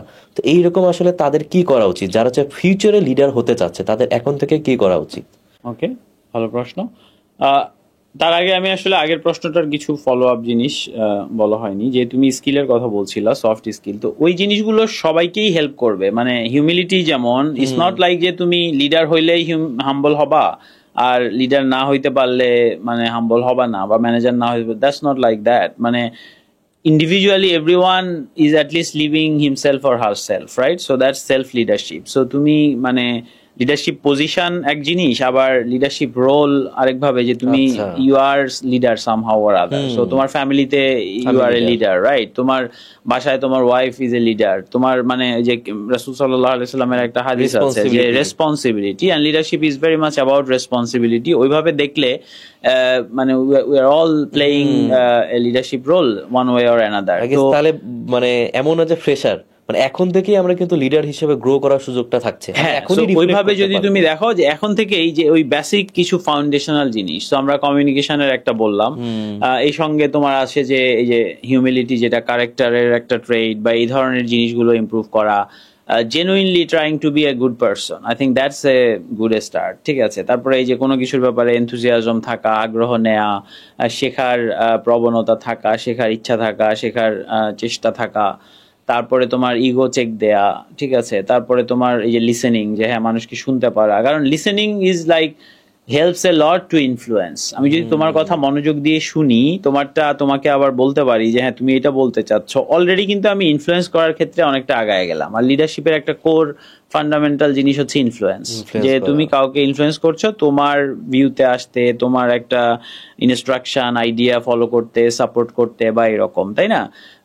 যে কোনো লিডারদের তুমি যদি দেখো যে how did they get there, like many people have been influenced by their thoughts, their ideas, and wanted to support that, started following them, এই জায়গায়। সো ইনফ্লুয়েন্সিং একটা, তারপরে এই যে কমিউনিকেশন তো বললাম, তারপরে ইমোশনাল ইন্টেলিজেন্স, যে মানুষের আবেগ বুঝতে পারা, যে সে কিভাবে ভাবছে, চিন্তা করছে, সো এইগুলা মিলে পিপল স্কিল হয়, যে মানুষের সঙ্গে আসলে তুমি কেমন, মানে ওই জিনিসটা কাইন্ড অফ অন্য মানুষের সঙ্গে ইন্টারাকশনে, যে মানুষ তোমার সঙ্গে মানে যখন ইন্টারাক্ট করে তুমি বুঝতে পারো কিনা তারা কেমন ফিল করছে, ঠিক আছে, সেটা বুঝে তুমি রেসপন্ড করতে পারো কিনা, ঠিক আছে, বা সেটার সঙ্গে কানেক্ট করতে পারো কিনা। So এই জিনিসগুলো কোর কিছু স্কিল, যে মানে বেসিক্যালি পিপল ইন্টারাকশন, কারণ লিডারশিপ রোল মানেই তো আসলে পিপল ম্যানেজমেন্ট।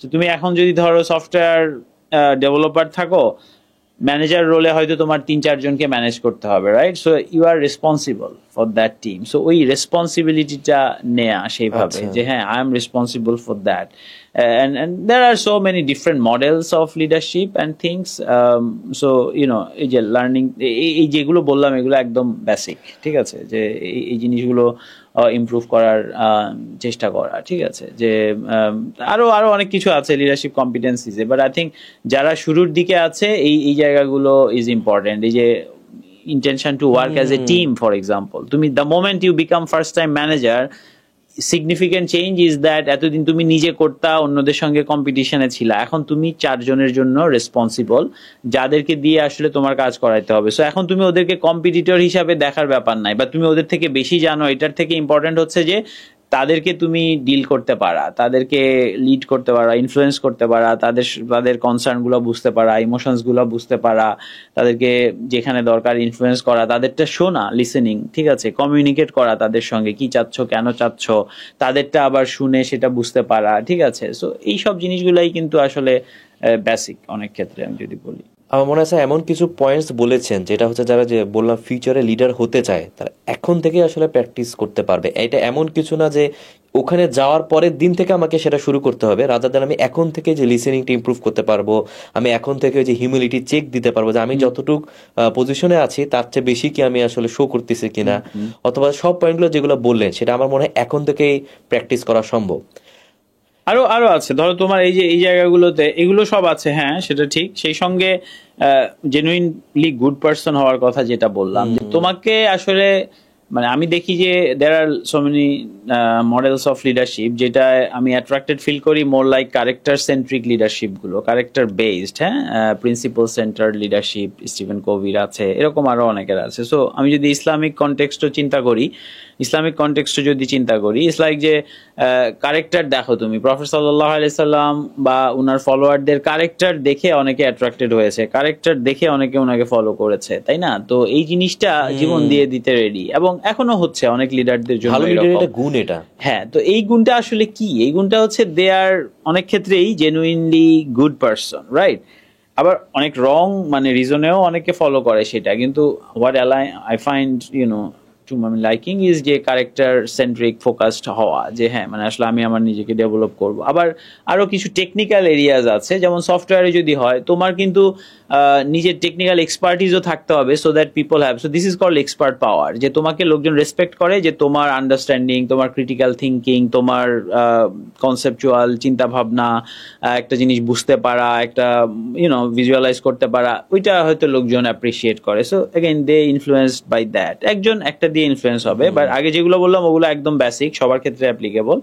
টেকনিক্যালের ক্ষেত্রে আবার ডিপেন্ডিং অন তুমি আসলে কি রোলে কিসে করবা, কাঁধে কাজ করবা, সেটাও একটা ফ্যাক্টর প্লে করে, ঠিক আছে সেই জায়গাটা। আবার এই জিনিসগুলো যদি সব মানে ডেভেলপ করার একটা ইন্টেনশন থাকে, দেন ইট বিকামস লাইক সাস্টেইনেবল। আর লোক দেখানোর থেকে ওই যে ভিতর থেকে ভালো হওয়া, ইনসাইড আউট অ্যাপ্রোচ, যে আসলেই আমি কেয়ার করি পিপলের জন্য, আসলেই আমি ইন্টারেস্টেড তোমার পার্সপেক্টিভটা বুঝতে, জানতে, শুনতে, ওটা মানে লং টার্মে আসলে সাস্টেইনেবল হয়, সাকসেসফুল হয়, রাদার দেন ওই যে আমি তোমার সঙ্গে খুব মানে ভদ্র আচরণ করতেছি, মানে খুব ভালো দেখাচ্ছি, কিন্তু ভিতরে আমি খুব নেগেটিভ, ভিতরে আমি আসলে তোমার ভালো চাই না, ইয়ে করি না, এরকম হইলে কিন্তু সেটা এক সময় না এক সময় বের হয়। কিন্তু আনফরচুনেটলি এরকম লোকও অনেক সময় অনেক সিনিয়র লিডার পজিশনে যায়, ম্যানেজার পজিশনে যায়, কাইন্ড অফ এরা খুব পলিটিক্যালি অ্যাস্টিউট আর কি, যে নিজের আখের গোছাইতে পারে ভালো, বাট হয়তো ইনসাইড আউট ভালো না। এরকম অনেক এক্সাম্পলই তুমি আসলে দেখতে পাবা। এমন অনেক ডিপ থটস দিয়েছেন যেগুলো হচ্ছে যারা ফিউচারে ম্যানেজার হতে চাচ্ছে বা লিডার হতে চাচ্ছে, তারা কিভাবে আসলে নিজেদেরকে ম্যানেজ করবে। তো স্যার, কিছুদিন আগে একটা প্রোগ্রাম দেখলাম যেটা হচ্ছে মূলত সফটওয়্যার ইন্ডাস্ট্রিতে যারা আছে তাদেরকে নিয়ে, যে রিবুট অ্যান্ড রাইজ, তো সেটা সম্পর্কে যদি একটু বলতেন। ও হ্যাঁ, আমরা এটা ছিল তুমি একটু আগে যে প্রশ্ন করলা সেটার সঙ্গে রিলেটেড, লাইক সফট স্কিলস নিয়েই আসলে, এবং এরকম একটা আইডিয়া থেকেই আসছে যে অনেকেই সফট স্কিল মানে সফটওয়্যার ইন্ডাস্ট্রিতে অনেকে টেকনিক্যালি খুব ভালো, কিন্তু হচ্ছে যে সফট স্কিলসে ইমপ্রুভ করার অনেক জায়গা আছে। তো আমরা ভাবলাম যে ওকে, তাহলে যেহেতু আমাদেরও এক্সপিরিয়েন্স আছে মানে গেম চেঞ্জারে, যে সফটওয়্যার ফার্মের সঙ্গে কাজ করেছি, সো টেক প্রফেশনালসদের জন্য করি। ফ্র্যাঙ্কলি স্পিকিং ওইটা মানে যে কেউই সফট স্কিলসে ডেভেলপ করতে চায় তাদের জন্যই কাজে লাগবে। তো আমরা এক্সাম্পল গুলো অনেকটা টেক রিলেটেড রেখেছি, সফটওয়্যার ফার্মের চ্যালেঞ্জ রিলেটেড রেখেছি। আর সবাই যখন একই ইন্ডাস্ট্রির হয়, অনেক কিছু শেয়ার করা, মানে পিয়ার টু পিয়ার লার্নিংও হয় অনেকটা আর কি। বাট নামটা যেরকম রিবুট অ্যান্ড রাইজ, নামটাও একটু টেক রিলেটেড করে দিয়েছি। কম্পিউটারে সমস্যা হলে আমরা কি করি, রিবুট দিই সেটার সঙ্গে। So the idea was like you reboot yourself in terms of skilling up, rise in terms of growth. So ওই যে এরকম যে কেউ হয়তো লিডারশিপ রোলে যাবে, অথবা মাত্র এসেছে, কিংবা মেবি কয়েক বছর আছে কিন্তু ওই জায়গায় ফিল করে যে ইমপ্রুভ করার জায়গা আছে, তাদেরকে ফোকাস করে। তো অনেকে 38 জনের মতো এসেছিল এবং আলহামদুলিল্লাহ ইট ওয়াজ ওয়েল রিসিভড। আমরা সারাদিন ছিলাম এবং এই যে কোর যেসব সফট স্কিলস গুলো বললাম এগুলো আমরা কভার করেছি, emotional intelligence, communication skills, influencing, এই যে ইগো ভার্সাস হিউমিলিটি, এরকম জিনিসগুলো, কোচিং স্কিলস নিয়ে কথা বলেছি, তারপরে লিডারশিপ, টিম বিল্ডিং, এগুলো নিয়ে, টিম ডেভেলপমেন্ট, এগুলো নিয়ে।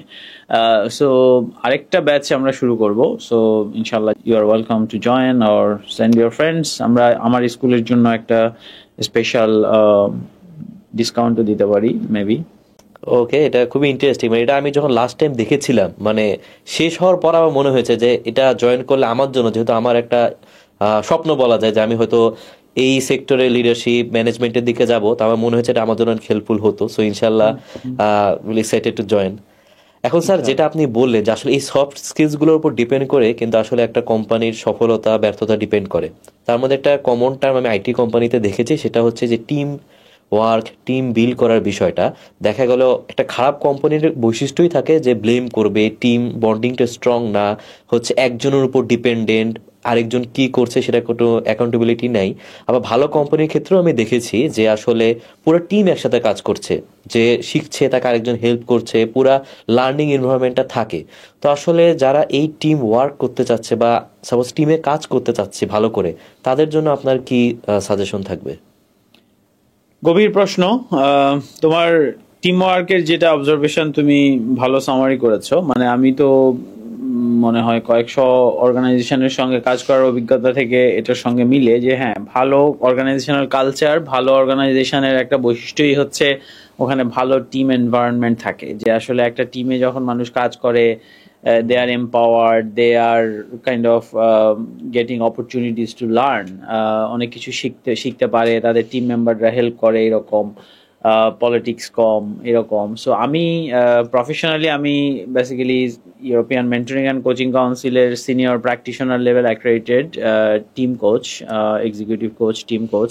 তো team coaching is something that actually focuses on this problem as well. হ্যাঁ, এবং টিম ওয়ার্ক ইমপ্রুভ করার, সব টিমেরই আরো ইমপ্রুভ করার জায়গা আছে। ইন্ডিভিজুয়াল ইমপ্রুভমেন্টের যেমন তুমি যত ভালোই হও, তোমার কোনো না কোনো এরিয়ায় কিন্তু আরো ইমপ্রুভমেন্টের জায়গা আছে, বা ইভেন যে জায়গায় ভালো সেই জায়গায় আরো ভালো করার জায়গা আছে।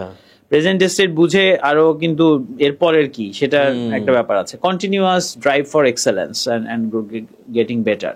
তো টিমেও সেটা অ্যাপ্লিকেবল যে হ্যাঁ, একটা টিম হয়তো কিছু ক্ষেত্রে ভালো, হয়তো টিমে বন্ডিং বলতে তুমি যেটা বুঝাচ্ছ একসাথে বাইরে যাচ্ছে, পিজা খাচ্ছে, হ্যাঁ আড্ডা দিচ্ছে, গল্প করছে, এইটুকু আছে, কিন্তু দেখা গেল চ্যালেঞ্জ করে না একজন আরেকজনকে, বা কাজের রিলেটেড মানে পারফরমেন্স নিয়ে ওইভাবে কথা হয় না, বা ওই নেগেটিভ জিনিসগুলো ওইভাবে ডিসকাস করে না, এরকম কিন্তু হয়।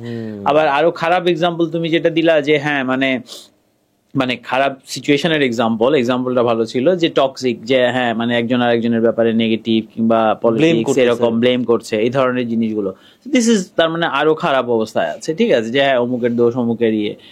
আরেকটা জিনিস তুমি বললা যেটা কিন্তু আসলে টিমের মানে লিডারেরও প্রবলেম, লাইক যে হ্যাঁ কেউ একজন ভালো করছে না, তাহলে যে ভালো করছে তাকে কাজ দিচ্ছে সব, সে ওভারবার্ডেন হয়ে যাচ্ছে, এ যে খারাপ বা উইক সে কিন্তু শিখছে না, কিংবা তাকেও রেখে দিচ্ছে। সো পুরো টিমের এনভায়রনমেন্টটা কিন্তু নেগেটিভ হয়ে যায়। So there are lots of factors যে আসলে একটা টিম ইফেক্টিভ হওয়ার জন্য কি করার আছে। এবং আমরা particularly, so there are lots of concept, যে অনেক ক্ষেত্রে টিম বলে, মুখে বলে, আসলে টিমই না, এটা অনেকটা গ্রুপ বলতে পারো, যে 5-6 জনকে একসাথে গ্রুপ করে দেয়া।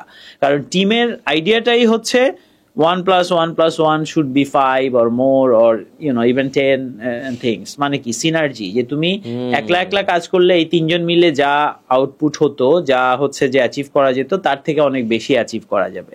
কিন্তু আনফরচুনেটলি অনেক টিমে হয় 1+1+1 মানে 3 জন মিলে কাজ করে ওই একজন একলা করলেও যা করতো তার থেকে অনেক থেকে কম হয়ে যায়, এই সব নেগেটিভ কারণগুলোতে কিন্তু। হ্যাঁ, পলিটিক্স, ইগো, একজন আরেকজনকে চাপানোর চেষ্টা, কিংবা হচ্ছে যে ওই যে একটা মানে হিডেন কম্পিটিশন, কিংবা ইভেন ওপেন কম্পিটিশন, ঠিক আছে, মানে ন্যাস্টি কনফ্লিক্ট, এই জিনিসগুলো হচ্ছে যে প্রবলেম ক্রিয়েট করে। তারপরে ওই যে মানে তোমার মানে দেয়ার are some popular concepts team ওয়ার্কের জায়গায়, সাইকোলজিক্যাল সেফটি। সো গুগল যেমন একটা রিসার্চ করেছে, অ্যান্ড তাদের 5টা জিনিস বের হয়ে আসছে, যে যেই টিমগুলো ইফেক্টিভ সেগুলোতে একটা জিনিস কমন, যে হাই সাইকোলজিক্যাল সেফটি। মানে একজন আরেকজনের ব্যাপারে আইডিয়া বা বিজনেসের ইন্টারেস্ট নিয়ে, মানে টিমের ভালোর জন্য, অর্গানাইজেশনের ভালোর জন্য ক্রিটিসাইজ করতে ভয় পায় না, কিংবা কোনো একটা ভুল হলে সেটা স্বীকার করতে ভয় পায় না। ঠিক আছে, সো এটা কাইন্ড অফ কিছু সিমটম, যেটার মানে হচ্ছে সাইকোলজিক্যাল সেফটি হাই। মানে ইন্টারপার্সোনাল রিস্ক নেওয়াটা মানুষ মনে করে যে ইজ ওকে। মানে কাইন্ড অফ এমি এডমন্ডসন একজন আছেন, উনি এই টার্মটা পপুলার করেছেন, হার্ভার্ডের এক প্রফেসর। এবং অনেক টিম ওয়ার্ক রিসার্চে এটা দেখা যায় যে ভালো টিম, ইফেক্টিভ টিমে তুমি তোমার ভুল হলে সেটা স্বীকার করবা সহজে, তুমি পারছো না, কোনো কিছু প্রবলেম হচ্ছে, তুমি সেটা বলবা যে ভাই সরি, আমি তো এখানে সাফার করছি, স্ট্রাগল করছি, এটা বুঝতে পারছি না। আর খারাপ যদি হয়, মানে টিমের এনভায়রনমেন্ট, সাইকোলজিক্যাল সেফটি যদি লো হয়, সেই ক্ষেত্রে তুমি তোমার ভালনারেবিলিটি গুলা শেয়ার করবা না। মানে হচ্ছে যে তুমি যদি বলো যে আমি এটা বুঝি না, পারি না, বুঝি নাই, তাহলে তুমি ভয় পাচ্ছ যে তাহলে অন্যরা সুবিধা নিবে, আমার চাকরি থাকবে কি থাকবে না, আমাকে অনেক বকা খেতে হবে, এরকম।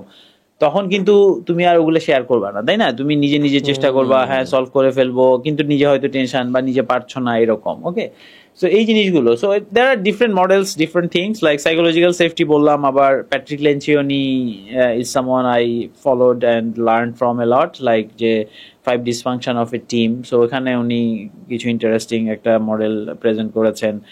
ওনার আরেকটা বই আছে আইডিয়াল টিম প্লেয়ার, যেটাও আমি পছন্দ করেছি, ভালো লেগেছিল বেশ। তো আই থিঙ্ক যেহেতু আমাদের সময়ের একটা সীমাবদ্ধতা আছে, আমি যদি বলি যে তোমার যেই লেভেলের জন্য আমরা কথা বলা শুরু করেছি, যে early in the career, senior হবে এই জায়গাটায়, বা অর্গানাইজেশনের জন্য, হ্যাঁ টিম নিয়েই তো অর্গানাইজেশন হয়, তাই না? ধরো প্রথমে তুমি একটা অর্গানাইজেশন শুরু করলা, ফার্স্ট কিন্তু তুমি হয়তো আরো 2-3 জনকে নিবা, so this is the first team. তারপরে আস্তে আস্তে আরো টিমের দরকার হয়, তাই না? সবগুলো টিম যদি ইফেক্টিভ হয়, ভালো হয়, টিমিং মানে এই যে কোনো সময়ে একটা টিম সেট করে দেওয়া হলে তারা ইফেক্টিভলি কাজ করে, কোলাবোরেট করে, তাহলেই কিন্তু সব কাজগুলো ভালো মতো আগায়, অর্গানাইজেশন গ্রো করে হেলদি ভাবে, মানে একটা ভালো এনভায়রনমেন্টে, তাই না, হেলদি একটা ব্যালেন্স থাকে। তো এটার জন্য আমার মানে যেটা বলতে চাই অ্যাগেন প্যাট্রিক লেনচিওনির আইডিয়া থেকে অনেকটা, যে তুমি নিজে টিম বিল্ড করার আগে, লিডার হওয়ার আগে, টিম লিডার হওয়ার আগে ফার্স্ট স্টেপ ইজ তুমি নিজে আসলে আইডিয়াল টিম প্লেয়ার হওয়া। টিমের প্রত্যেকে যদি আইডিয়াল টিম প্লেয়ার হয় তাইলেই তো ভালো টিম হবে, প্রত্যেকে ইফেক্টিভ হওয়া। সো আমরা সফট স্কিলের যে জিনিসগুলো বললাম, যে অন্যের পার্সপেক্টিভটা বোঝা, ইমোশনাল ইন্টেলিজেন্স, অন্যের ব্যাপারে হচ্ছে রেসপেক্টফুল হওয়া, তারপরে এই যে ক্রিটিসাইজ করলে সেটা কনস্ট্রাকটিভ ক্রিটিসিজম, পজিটিভ মাইন্ডসেট, এই জিনিসগুলো যদি থাকে, লার্নিং অ্যাটিটিউড থাকে প্রত্যেকের মধ্যে যদি থাকে, দ্যাট হেল্পস দ্য টিম। আবার যিনি টিম লিডার তারও কিন্তু দায়িত্ব আছে এই জিনিসগুলো বিল্ড করা, কালচারটা করা। ধরো তুমি টিম লিডার, তুমি যদি দেখো তোমার টিমে দুইজন একজন আরেকজনকে আনফেয়ারলি ইনসাল্ট করছে বা মানে অকারণে ইনসাল্ট করছে, এবং এটা দেখেও তুমি চুপ করে থাকো, যে হচ্ছে যে কারণ যে ইনসাল্ট করছে সে হচ্ছে একটু ভালো প্রোগ্রামার লেটস সে, তখন কিন্তু তুমি একটা মানে really negative and bad culture promote করলা, ঠিক আছে। তো এই জিনিসটা মানে স্টপ করা খুব ইম্পর্টেন্ট। সো এই যে তুমি কিন্তু লিডার হিসাবে সেই জায়গায় টাচ করার ব্যাপার। আবার মানে নিজেও তুমি যদি চিন্তা করো, লেটস সে তুমি not a team leader, but তুমি যদি অন্যকে ইনসাল্ট না করো, অন্যকে অ্যাটাক না করো, তাহলে মোস্ট লাইকলি যে তোমাকেও আসলে অন্যরা ওইভাবে ন্যাস্টি অ্যাটাক করবে না। অ্যাগেন আমরা যেটা প্রমোট করি যে হেলদি কনফ্লিক্ট, হেলদি ডিবেট, মানে অ্যাটাক করার মানে হচ্ছে যে আমি তোমাকে পার্সোনালি হেয় করার জন্য কিছু করলাম, বললাম বা এরকম, বা কাইন্ড অফ একটা পার্সোনাল গ্রাজ থেকে, হ্যাঁ। কিন্তু হেলদি কনফ্লিক্ট মানে হচ্ছে এরকম যে তোমার সঙ্গে আমার পার্সোনাল কোনো ডিসলাইকিং বা কোনো নেগেটিভ ব্যাপার নেই, রাদার তোমার আইডিয়াটাকে আমি অপোজ করছি, চ্যালেঞ্জ করছি। কেন? কারণ আমি মনে করি আমার আইডিয়াটা তোমারটা থেকে বেটার, আমি আর্গু করছি। এখন আমার মধ্যে যদি ওই জিনিসটা থাকে, অ্যাগেইন ওই যে লেনচিওনির মডেলে উনি বলে যে তিনটা জিনিস খুব এসেনশিয়াল আইডিয়াল টিম প্লেয়ার হওয়ার জন্য। একটা হচ্ছে বিইং হাম্বল, আরেকটা হচ্ছে বিইং হাংরি, আরেকটা হচ্ছে বিইং স্মার্ট। সো প্রত্যেকটার আন্ডারে উনি বিভিন্ন জিনিস নিয়ে এসেছে। আমার একটা ভিডিও আছে এটা নিয়ে, শর্ট আর কি, ওনারও ভিডিও আছে, ইনফ্যাক্ট TEDx টক আছে। তো এখানে এই আইডিয়াটা আমার ভালো লাগে, কারণ হচ্ছে খুব সিম্পল একটা ফ্রেমওয়ার্ক কিন্তু অ্যাপ্লিকেবল। হাম্বল মানে ওই যে নিজের ইগো, নিজেই সবকিছু জানি, নিজেই বুঝি, এরকম না হওয়া, মানে হিউমিলিটি থাকা, যে না আমি অন্য থেকে শিখবো, কিংবা আমি অন্যকে ক্রেডিট দিব যেখানে দরকার, এরকম। So this is humble. Hungry is like যে আমি আরো শিখতে চাই, আরো করতে চাই, আরো দায়িত্ব নিতে চাই, আরো গ্রো করতে চাই। সো ব্রিফলি বললে এটা হাংরি। আর স্মার্ট হচ্ছে অনেকটা যে মানে স্মার্ট আমরা অনেকেই কাইন্ড অফ সেন্সে বুঝি যে হ্যাঁ স্মার্ট, তো এখানে স্মার্ট ইজ মোর লাইক যে মোর ইমোশনাল ইন্টেলিজেন্সের ব্যাপারগুলা, কোন জায়গায় কি করতে হবে, বলতে হবে, সেটা বুঝতে পারা, সিচুয়েশন বুঝে, পরিস্থিতি বুঝে খাপ খাওয়াতে পারা, অ্যাডাপ্ট করতে পারা, ঠিক আছে, রেসপন্ড করতে পারা, সেই জিনিসগুলো স্মার্টের আন্ডারে পড়ে। সো এই তিনটা জিনিসই থাকতে হবে, তাহলে একজন হচ্ছে আসলে আইডিয়াল টিম প্লেয়ার হবে, ঠিক আছে। সো এই মানে আমি সফট স্কিলের যেগুলো বললাম সেগুলো যদি তুমি কম্বাইন করো, হ্যাঁ, যে ধরো কেউ কমিউনিকেশনে ভালো কিন্তু সে আসলে ক্রিটিক্যালি থিঙ্ক করতে পারে না, ইনোভেটিভ না, মানে ক্রিয়েটিভ না, সলিউশন গুলাও তো ভালো না, তাহলে তার ওই জায়গায় কিন্তু ইমপ্রুভ করতে হবে। সো মিক্স অফ থিংস আছে আর কি। অ্যাগেইন ওই কোর জায়গা হচ্ছে এই তিনটা এক হিসাবে। তুমি যদি হাম্বল হও, তাহলে আমি তোমাকে যদি বলি যে সাবিক তোমার কমিউনিকেশন খুব ভালো, তুমি আইডিয়াটা এক্সপ্লেন করেছো, কিন্তু তোমাকে আরো টেকনিক্যাল জায়গায় আরো ডিপলি চিন্তা করতে হবে, সলিউশনের বিভিন্ন অপশনস চিন্তা করতে হবে। তুমি হাম্বল হলে কিন্তু তুমি এটা শুনে এটা নিয়ে কিছু করবা, আমাকে আরো জিজ্ঞেস করবা। আর তুমি যদি খুব ইগো সেন্ট্রিক হও, তুমি এটাকে উড়াই দিবা হয়তো, বা মুখে বলবা জি জি ভাইয়া ঠিক আছে, কিন্তু আসলে তুমি এটা নিয়ে কোনো কাজ করবা না, রাইট? তাহলে কিন্তু আর তোমার ডেভেলপমেন্টটা হচ্ছে না, মানে টিমেও আসলে বেনিফিটেড হচ্ছে না। তো টিম ওয়ার্ক আসলে অনেক ডিপ, অনেক রিসার্চ আছে, এবং আমরা এই যে টিম কোচিং এ আমরা 5টা ডিসিপ্লিনে অর্গানাইজড করে কাজ করি, যে কোনো একটা টিমের পারপাসটা ক্লিয়ার কিনা, যে এই টিমটা আসলে সেট আপ করা হয়েছে কেন। তারপরে আসে যে এই টিমটা মানে কাইন্ড অফ মানে এটাকে কাইন্ড অফ কমিশনিং বলি, অ্যান্ড দেন ক্ল্যারিফাইং যে আসলে রোলস, রেসপন্সিবিলিটিস, অবজেক্টিভস, কি পারফরমেন্স ইন্ডিকেটরস, এই জিনিসগুলো ডিফাইন করা আছে কিনা, কোন বিহেভিয়ারটা অ্যাকসেপ্টেবল, কোনটা অ্যাকসেপ্টেবল না, এই জিনিসগুলা ঠিক আছে কিনা। তারপরে আসে যে তোমার কানেক্টিং, যে টিম মেম্বারদের মধ্যে কানেকশন কেমন, হ্যাঁ, যে হচ্ছে তোমার প্রত্যেকের এটা পিটার হকিন্স বলে একজন, যিনি আমি যার কাছ থেকে শিখেছি team systemic team coaching A, this is like the 5 model I am explaining. তো ওখানে হচ্ছে যে কানেক্টিং এ হচ্ছে এই যে ইন্টারপার্সোনাল কানেকশন গুলা টিমের মধ্যে, হ্যাঁ, যে কার সঙ্গে কার কানেকশন কিরকম, কিভাবে তারা কানেক্ট করে, সবাই কাজ করে, কোলাবোরেট করে একসাথে, এই জিনিসগুলো ওইটার আন্ডারে আসে। তারপরে আসে তোমার যে কো ক্রিয়েটিং, যে হচ্ছে স্টেক হোল্ডার্স যারা, তাদের সঙ্গে মিলে ভ্যালু জেনারেট করা। হ্যাঁ, যেমন ধরো তুমি একটা টিম, মানে তুমি মানে তোমার যে টিমে তুমি কাজ করো, লেটস সে এটা একটা টিম, এটাই তো একমাত্র টিম না, বেশিরভাগ অর্গানাইজেশনেই তো অনেকগুলো টিম থাকে। তাহলে এরা কিন্তু অন্য টিমগুলো তোমার স্টেক হোল্ডার্স, অর্গানাইজেশনের সিনিয়র লিডারশিপ তোমার স্টেক হোল্ডার, তোমাদের টিম যাকে রিপোর্ট করে সে স্টেক হোল্ডার, তোমাদের টিমের কাছে যারা রিপোর্ট করে তারা তোমাদের স্টেক হোল্ডার, তোমাদের কাস্টমাররা স্টেক হোল্ডার্স, ইনভেস্টর্স, অন্য partners, public users of a software product, all these are stakeholders. ঠিক আছে, সো ওই স্টেক হোল্ডাররা তোমাদের টিমের কাছে কি এক্সপেকটেশন সেটা বুঝো কিনা, জানো কিনা, ক্লিয়ার কিনা, সেই অনুযায়ী কাজ করছো কিনা, যে আমি যে এটা করছি এটা আমার কাস্টমারের জন্য কি ভ্যালু জেনারেট করবে, আমি যে এটা নিয়ে কাজ করছি আমার অর্গানাইজেশনের লিডারশিপ টিম যা চায় সেটার সঙ্গে কি এটা অ্যালাইন কিনা, তারা আমাদের কাছে যেটা চায় সেটার সঙ্গে এটা মিলে কিনা। ঠিক আছে, তো এই জিনিসগুলো কিন্তু মিলে কাজ করা। So this is one. আর at the centre is core learning, যে মানে একটা ভেরি ইম্পর্টেন্ট, যে কন্টিনিউয়াসলি অ্যাজ এ টিম তুমি শিখছো কিনা, তুমি টিম হিসাবে যে আমাদের কি শেখা দরকার, কোন স্কিলটার ঘাটতি আছে, কোন নলেজ স্কিলস অ্যাবিলিটির ঘাটতি আছে। আবার ইন্ডিভিজুয়ালি টিম মেম্বাররা একজন আরেকজনকে হেল্প করে কিনা শিখতে, রাইট? এই যে আমি তোমার এক্সাম্পল দিলাম, ধরো যে জেনারেলি একটা র্যান্ডম এক্সাম্পল, যে আমি তোমাকে একটা ফিডব্যাক দিলাম, হইতে পারে যে আমি তোমার টিম লিডার না, আমি আর তুমি একই পজিশনে, আমি তোমাকে বললাম সাবিক তোমার এটা ইমপ্রুভ করার জায়গা আছে বলে আমি মনে করি। সো টিম যদি খুব ইফেক্টিভ হয় তাহলে এরকম হবে। আর যদি ওই যে তুমি ব্লেম করা, টক্সিক হলে, আমি তোমার বললে তুমি বলবো আপনি কি জানেন, আপনি আমার ম্যানেজার নাকি, আপনি আমাকে এটা বলার কি? ঠিক আছে, এক্স্যাক্টলি, তাই না? আমিও কিন্তু বলবো না যে আমি এটা বললে তুমি, কিংবা আমি বললে তুমি যদি শিখে ফেলো তাহলে তো আমি তোমার থেকে এখন ভালো পারি, তাহলে আমার দাম কমে যাবে, কিংবা এই টাইপের গ্রো করবো না, এই টাইপের চিন্তা থাকলে কিন্তু আমি করবো না, রাইট? কিন্তু ভালো effective team, high value creating team বলি আমরা, যে এখানে একজন আরেকজনকে হেল্প করে, যে শিখতে, যে তুমি ভাই তোমার এটা ইমপ্রুভ করতে হবে। ঠিক আছে, তো এই ফিডব্যাক থেকে শেখে, তারা একসাথে শিখে, কিংবা কার কোনটা শেখা দরকার, গ্যাপ থাকলে সেটা তারা যেখান থেকে শেখা দরকার শিখবে, এরকম হবে। ঠিক আছে, তো এই সবগুলো ডিসিপ্লিন কিন্তু ইমপ্রুভ করার জায়গা থাকে। সো আমরা যখন কোনো টিমকে হেল্প করি, আমরা এই এই এরিয়াগুলোতে ডায়াগনস্টিক করি, একটা টুল আছে কোশ্চেনেয়ার, ডায়াগনস্টিক করে এই যে কোথায় আছে, অ্যাগেন ওই যে ওই সিম্পল কনসেপ্ট, যে এখন কোথায় আছে, so on a scale of 1 to 5 এখন তারা কোথায়, এন্ড দেন হয়তো কিছু জায়গায় ভালো অবস্থা, কিছু জায়গায় 2, কিছু জায়গায় 1, কিছু জায়গায় 3, কিছু জায়গায় 4, তাহলে যেটায় সব থেকে ঘাটতি আছে সেই জায়গাটা হচ্ছে যে ইমপ্রুভ করার জায়গা। ঠিক আছে, সো এই জিনিসগুলো করে যদি অ্যাগেন ওই যে তোমার ডিজায়ারটা থাকতে হবে যে হ্যাঁ আমরা ইমপ্রুভ করবো, সো ওইটা অর্গানাইজেশনের লিডারশিপ থেকে ইন্টারেস্ট থাকতে হবে, টিম লিডারের ইন্টারেস্ট থাকতে হবে, যারা আছে তাদেরও সেটা চাইতে হবে। কেউ যদি এরকম পলিটিক্স, টক্সিক, ব্লেম কালচারই পছন্দ করে, তার তো ভালো লাগবে না যে এই জিনিসগুলো ঠিক করা হচ্ছে, তাই না? So that's something also is a matter. Sorry, অনেক লম্বা করে ফেললাম। হ্যাঁ বলো। না স্যার, এটা অনেক আই গেস হেল্পফুল, কারণ টিম সবখানেই থাকবে, স্পেশালি আমরা যখন একটা বড় গোলের পিছনে দৌড়াবো, তো দেখা গেল টিমের মধ্যে যদি টিম ওয়ার্কটা ভালো থাকে তাহলে আসলে ওইটা অ্যাচিভ করা সহজ হয়ে যাবে। তা না হলে আসলে নিজেদের মধ্যেও যদি যুদ্ধ করতে থাকি তাহলে আর আগানো হবে না। হ্যাঁ, ওই যে আমি 1+1+1=1 বললাম, যেটা যে তুমি আসলে আইডিয়াটা ছিল যে মানে টুগেদার ইউ উইল অ্যাচিভ মোর, কিন্তু হয়ে যায় যে ইউ প্রডিউস লেস। মানে শুধু প্রোডাক্টিভিটি না, এনভায়রনমেন্ট ওয়াইজও তুমি যদি চিন্তা করো, যখন টিমে টক্সিক এনভায়রনমেন্ট, টিমে এসে কাজ করলে সবার চেহারা দেখলেই মেজাজ খারাপ হয়। ঠিক আছে, কিছু একটা বললে মেজাজ খারাপ হয়, তোমার স্ট্রেস লেভেল, মেন্টাল হেলথ কিন্তু সাফার করে, রাইট?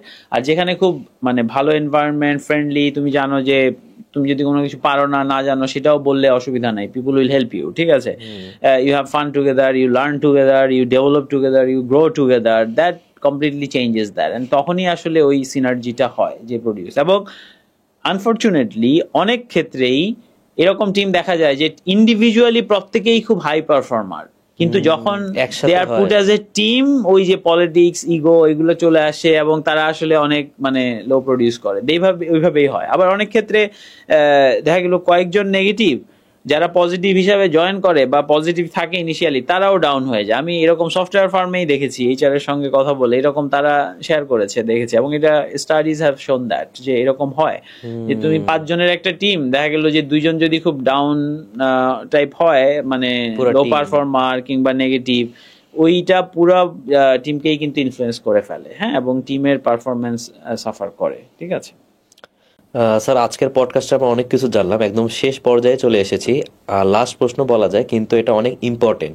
আমার মনে হয় যারা ভিডিওটা দেখছে বা আমার মতো যারা আছে, সেটা খুব গেস রিলেট করতে পারবে। সেটা হচ্ছে, আমরা যারা টেকনোলজি নিয়ে কাজ করছি, দেখা গেল আমরা ওই যে র্যাট রেস দৌড়ের মধ্যে আছি, তো দেখা গেল আমরা একটা সেক্টর খুব ভালো করতে গিয়ে আরেক সেক্টর অনেক পিছিয়ে পড়ি। এমন হতে পারে যে আমি সারা রাত কাজ করলাম, আমার হ্যাঁ হয়তো আমার স্যালারির কাজটা আমি করলাম বা আমি পারফরমেন্স ওই দিক দিয়ে খুব ভালো করছি, কিন্তু আমি নামাজটা পড়লাম না, আমার হেলথের অবস্থা ভালো না, ও যে সারা রাত খেলাম, অথবা রাত জাগার যে ডিসঅ্যাডভান্টেজ। তো এইটা আপনার একটা কনসেপ্ট দেখেছিলাম যে টোটাল গুড লাইফ। তো আসলে আমাদের আইটি সেক্টর বা আমার ক্ষেত্রেই হতে পারে যে একদিকে ভালো করতে গিয়ে আরেক দিকে আমরা ছুটে যাচ্ছে। তো এই পুরা ব্যালেন্সটা আমরা আসলে কিভাবে করতে পারি, যে আসলে টোটাল গুড লাইফের কনসেপ্টটা কি? ধন্যবাদ, এটা এমন একটা প্রশ্ন করেছো যেটা আমার খুব কি বলে ভালোবাসার জায়গা, যে আমি এই জায়গায় আসলে আরো কাজ করতে চাই, এখনো হচ্ছে না। সো দোয়া চাই ইনশাআল্লাহ। টোটাল গুড লাইফের কনসেপ্টটা হচ্ছে যে খুব সিম্পল। কোরআনের একটা আয়াত, একটা হাদিস, আর রাসূল সাল্লাল্লাহু আলাইহি সাল্লামের একটা হাদিস থেকে আসলে টার্মটা মাথায় এসেছিল। প্লাস আমি ওই যে প্রোডাক্টিভ মুসলিম প্রোগ্রামটা নিজে অ্যাটেন্ড করেছিলাম, সো তখন আসলে সেটার রিফ্লেকশন, অনেক কিছু লার্নিং সেটা থেকে ছিল। সব মিলে এসেছিল। তো আইডিয়াটা মানে কনসেপ্টটা হচ্ছে আসলে একটা কোর প্রিন্সিপাল হচ্ছে ব্যালেন্স, যেটা বললা যে আমাদের আমাদের লাইফকে আমরা যদি ভাগ করি বিভিন্ন এরিয়ায়, আমি যেটা বলি যে আমরা পার্সোনাল লাইফ একটা, প্রফেশনাল লাইফ একটা, সোশ্যালি আমরা আমাদের একটা আইডেন্টিটি আছে। তো এই সবগুলো জায়গায় ভালো হওয়া, ভালো থাকা, এবং ওই যে ব্যালেন্সড ওয়েতে ভালো থাকা, যে একদিকে খুব ভালো কিন্তু অন্যদিকে খারাপ অবস্থা, এরকম যেন না হয়। আবার এই সব ভালোগুলো আরো বিগার একটা রেফারেন্স আছে, ওই যে বললাম যে আলটিমেটলি আমরা আসলে কি চাই, we want to be better slaves of Allah সুবহানাহু ওয়া তাআলা, যে আল্লাহর আমাদেরকে যেই জন্য সৃষ্টি করেছেন সেই জায়গাটা আমরা কাজ করছি কিনা বা সেটা ফুলফিল করছি কিনা, কারণ আমাদের আলটিমেটলি সেখানে যেতে হবে। সো এটা সো অনেক অর্গানাইজেশনে কিন্তু লিডারশিপের জায়গায় এখন ভ্যালু বেসড লিডারশিপ নিয়ে কথা হচ্ছে। হ্যাঁ, তো এটা is in that sense value based leadership and all that personal development, যে এটা আমার ওই যে আলটিমেট গোলের সঙ্গে অ্যালাইনড ফার্স্ট অফ অল। হ্যাঁ, আর সব জায়গায় ভালো হওয়া এবং যেখানেই তুমি থাকো আরো ভালো হওয়ার চেষ্টা করা, ঠিক আছে। সো তুমি একদম কোর একটা প্রিন্সিপাল ওইটার তুলেছ, যে ধরো তুমি পার্সোনালি ভালো মানে কি, যে তুমি দেখা গেল যে ব্যক্তিগত জীবনে তোমার ফ্যামিলির কাছে ভালো, তুমি মানে হেলথ ওয়াইজ ভালো, এই জিনিসগুলো, কিন্তু প্রফেশনালি তুমি সবার সঙ্গে খারাপ ব্যবহার করো, তাহলে এই মানুষটাকে কিন্তু আমরা ভালো বলবো না, তাই না? মানে সে একটা জায়গায় ভালো, কিংবা প্রফেশনালি ভালো ব্যবহার করে সে কিন্তু স্কিল খুব খারাপ, দুর্বল, তাহলেও কিন্তু তার কাছ থেকে আসলে ওই রকম বেনিফিট আসছে না, আমার ভ্যালু জেনারেট হচ্ছে না, যে সে খুবই স্কিলে ঘাটতি আছে এবং সেটা সে শিখতেও চাচ্ছে না, তাহলে কিন্তু হবে না। সো ওই ব্যালেন্সটা, যে আসলে সব জায়গায় দেখা, যে আমার একটা মিনিমাম থ্রেশহোল্ড আমি যেন সব জায়গায় মিট করি, একদিকে খুব ভালো হয়ে গেলাম অন্যদিকে কোনো খেয়ালই রাখলাম না, এরকম যেন না হয়। সো ওইটার ব্যাপারে কনসিয়াস থাকা, এবং এই সব জায়গায় আখিরা ফোকাস, আল্লাহ সেন্ট্রিক একটা মাইন্ডসেট থাকা, যে আসলে আমার ওখানে যেতে হবে। সো এগেন এটা কিন্তু ওই যে ইনসাইড আউট একটা কনসেপ্ট বলেছিলাম আমি আগে, সেটার সঙ্গে লিঙ্কড, যে ধরো একটা ভালো হইতে পারে তোমাকে দেখে ভালো মনে হয় বাইরে থেকে, কিন্তু ভিতরে ভিতরে আসলে অত ভালো না, এরকম কিন্তু অনেক মানুষ আছে, তাই না? তো আল্লাহ আমাদেরকে রক্ষা করুক ওরকম হওয়ার থেকে। তো এই যে ইনসাইড আউটের মানেটা কি, যে তুমি আসলে সব দিকে ভালো হবা, জেনুইনলি ভালো হবা, আরো ভালো হওয়ার চেষ্টা করবা, যে অবস্থায় থাকো সেটা থেকে ভালোটা খোঁজার চেষ্টা করবা, ঠিক আছে। এবং ব্যালেন্স যদি একটু অফ ট্র্যাক হয়ে যায়, সবারই হয়, সব সময় যে একদম পারফেক্ট ব্যালেন্স থাকবে এরকম কখনো হবে না, কিন্তু ওই জিনিসে নিজেকে ফিরিয়ে আনা, ঠিক আছে, যে না আমার এটা আসলে ইম্পর্টেন্ট জিনিস, যে হ্যাঁ আমি নামাজ পড়ছি কিনা ঠিক সময়ে, কারণ আমি তো ওই যে বললাম বড় কনসেপ্টটা কি, যে আমি ওই একটা ভিডিওতে দেখবা ডায়াগ্রাম একটা দেখানোর চেষ্টা করছিলাম, যে personal life, professional life, social life সব জায়গায় ভালো হওয়া, বাট এগুলোর সব কিছুকে ওভারআর্চিং আবার যে আখিরা ফোকাস, যে আমার ওই জায়গায় কনসেন্ট্রেশনটা, তখন কিন্তু তোমার অটোমেটিক একটা ইয়ে চলে আসে, যে হ্যাঁ আমি এত দৌড়াচ্ছি কেন, আমি ফজরটা মিস করছি, আমি সলা মিস করছি, কাজ করছি শুধু, does not make sense, why am I doing that.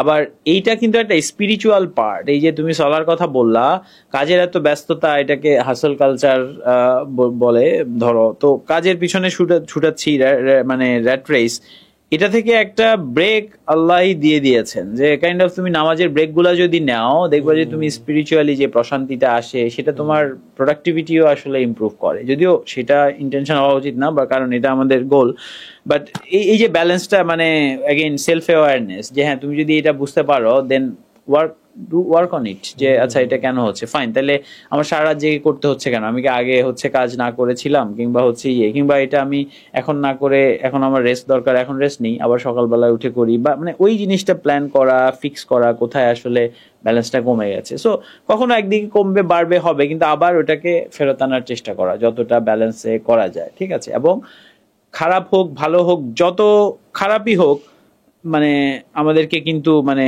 Islam encourage করে যে to look at the positive, to look forward to something better. তো ওইটা কিন্তু একটা ব্যাপার। তারপরে কোনো খারাপ বিপদ, এটা লিডারশিপ বা জেনারেল পার্সোনাল ডেভেলপমেন্টের লোকজন বলে রেজিলিয়েন্স, লাইক যে হ্যাঁ যে কোনো সিচুয়েশনে নিজে অ্যাডাপ্ট করা, নিজে হচ্ছে যে ওটা সবর করা, প্যাশেন্স হওয়া, মানে ডিল করা। ইসলামিক্যালি তো এই যে সবরের কনসেপ্ট, যে হ্যাঁ তোমার একটা বিপদ হচ্ছে, তুমি কাইন্ড অফ সবর করছো, ধৈর্য ধরছো, তারপরে চেষ্টা করছো, ভালো ধারণা রাখছো আল্লাহর ব্যাপারে, এই সব কনসেপ্ট গুলো কিন্তু আমাদেরকে হেল্প করতে পারে। তারপরে এই যে দোয়াগুলো স্পিরিচুয়ালি, কারণ তুমি যখন জানবা যে কানেকশনসটা আল্লাহর সাথে, তুমি আল্লাহর কাছে চাইতে পারো, Allah is like the in charge everything.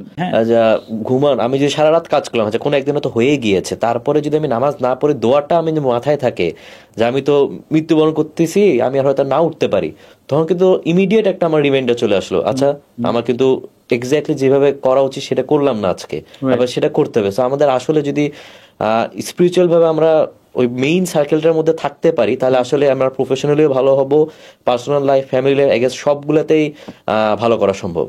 আমি বলবো মানে পুরোপুরি তা না যে ওইটা অটোমেটিক্যালি অন্যগুলায় চলে আসবে, মানে তোমার ওই যে স্পিরিচুয়াল মানে ওভারআর্চিংটা তোমার গাইড হওয়া উচিত, যে হ্যাঁ ওইদিকে তুমি ওটা মাথায় রাখছো, বাট তোমাকে কনসিয়াসলি সবগুলো জায়গায় কিন্তু ইফোর্টও দিতে হবে। লাইক তোমার স্কিল ধরো কম, এখন তুমি দোয়া করবা স্কিল ডেভেলপ করার জন্য, yes very good thing, so that's the spiritual part. কিন্তু আবার টেকনিক্যাল পার্ট হচ্ছে তুমি নিজে এটার জন্য ইফোর্ট দিতে হবে, কি শেখা দরকার, কার কাছে শেখা দরকার সেটা শিখতে হবে।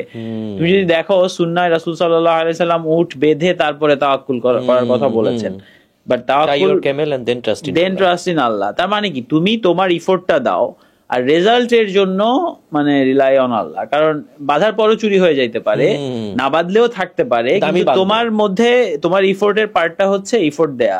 সিমিলারলি তোমার শেখা বলো, তোমার লার্নিং বলো, তোমার হেলথ বলো, সবকিছুতে কিন্তু এটা অ্যাপ্লিকেবল, তাই না? এবং দ্যাটস দ্য লেসন, এবং that's the thing to do, যে আমাদের মধ্যে যেটুকু আছে ইফোর্টটা আমি আগে দিতে হবে, দিয়ে হচ্ছে সেই সঙ্গে আমার স্পিরিচুয়াল পার্টটা দোয়া করা বলো সেটা রাখতে হবে ডেফিনেটলি, সেই কানেকশনসটা। এবং আমরা আই থিঙ্ক সিরায় যদি দেখি সেটাই আসলে দেখি, তাই না? সো ওই জায়গায় কন্টিনিউয়াস, এই যে আই থিঙ্ক একটা প্রিন্সিপাল হচ্ছে টোটাল গুড লাইফের, যে কন্টিনিউয়াস ড্রাইভ ফর এক্সেলেন্স, যে যেখানেই আছি খুব ওভার বার্ডেন না করে আরেকটু ভালো হওয়ার চেষ্টা, আরেকটু ভালো হওয়ার চেষ্টা, আরেকটু ভালো হওয়ার চেষ্টা। So that is something continuous, যে যতক্ষণ ইয়ে করা যায়। এগেইন এখানে কিন্তু ওই যে কনস্ট্যান্ট থাকার ব্যাপারটাও চলে আসে, যে হ্যাঁ আজকে পারি নাই, রাইট, এই যে তুমি যেটা বললো একদিন মিস হলো নামাজ, ঠিক আছে, তওবা করা, এটার জন্য রিগ্রেট ফিল করা, আবার পরের ওয়াক্তেই টাইমলি হওয়ার চেষ্টা, ঠিক আছে। এভাবেই কিন্তু আস্তে আস্তে আমরা গ্রো করি, ঠিক আছে। এবং এই জায়গায় ইভেন তাওবার কনসেপ্টটাও তো সেখানে, তাই না, যে রিপেন্ট করা and then trying to get better, খারাপ করলে সেটা মুছার চেষ্টা করা ভালো কিছু দিয়ে, তাই না? সো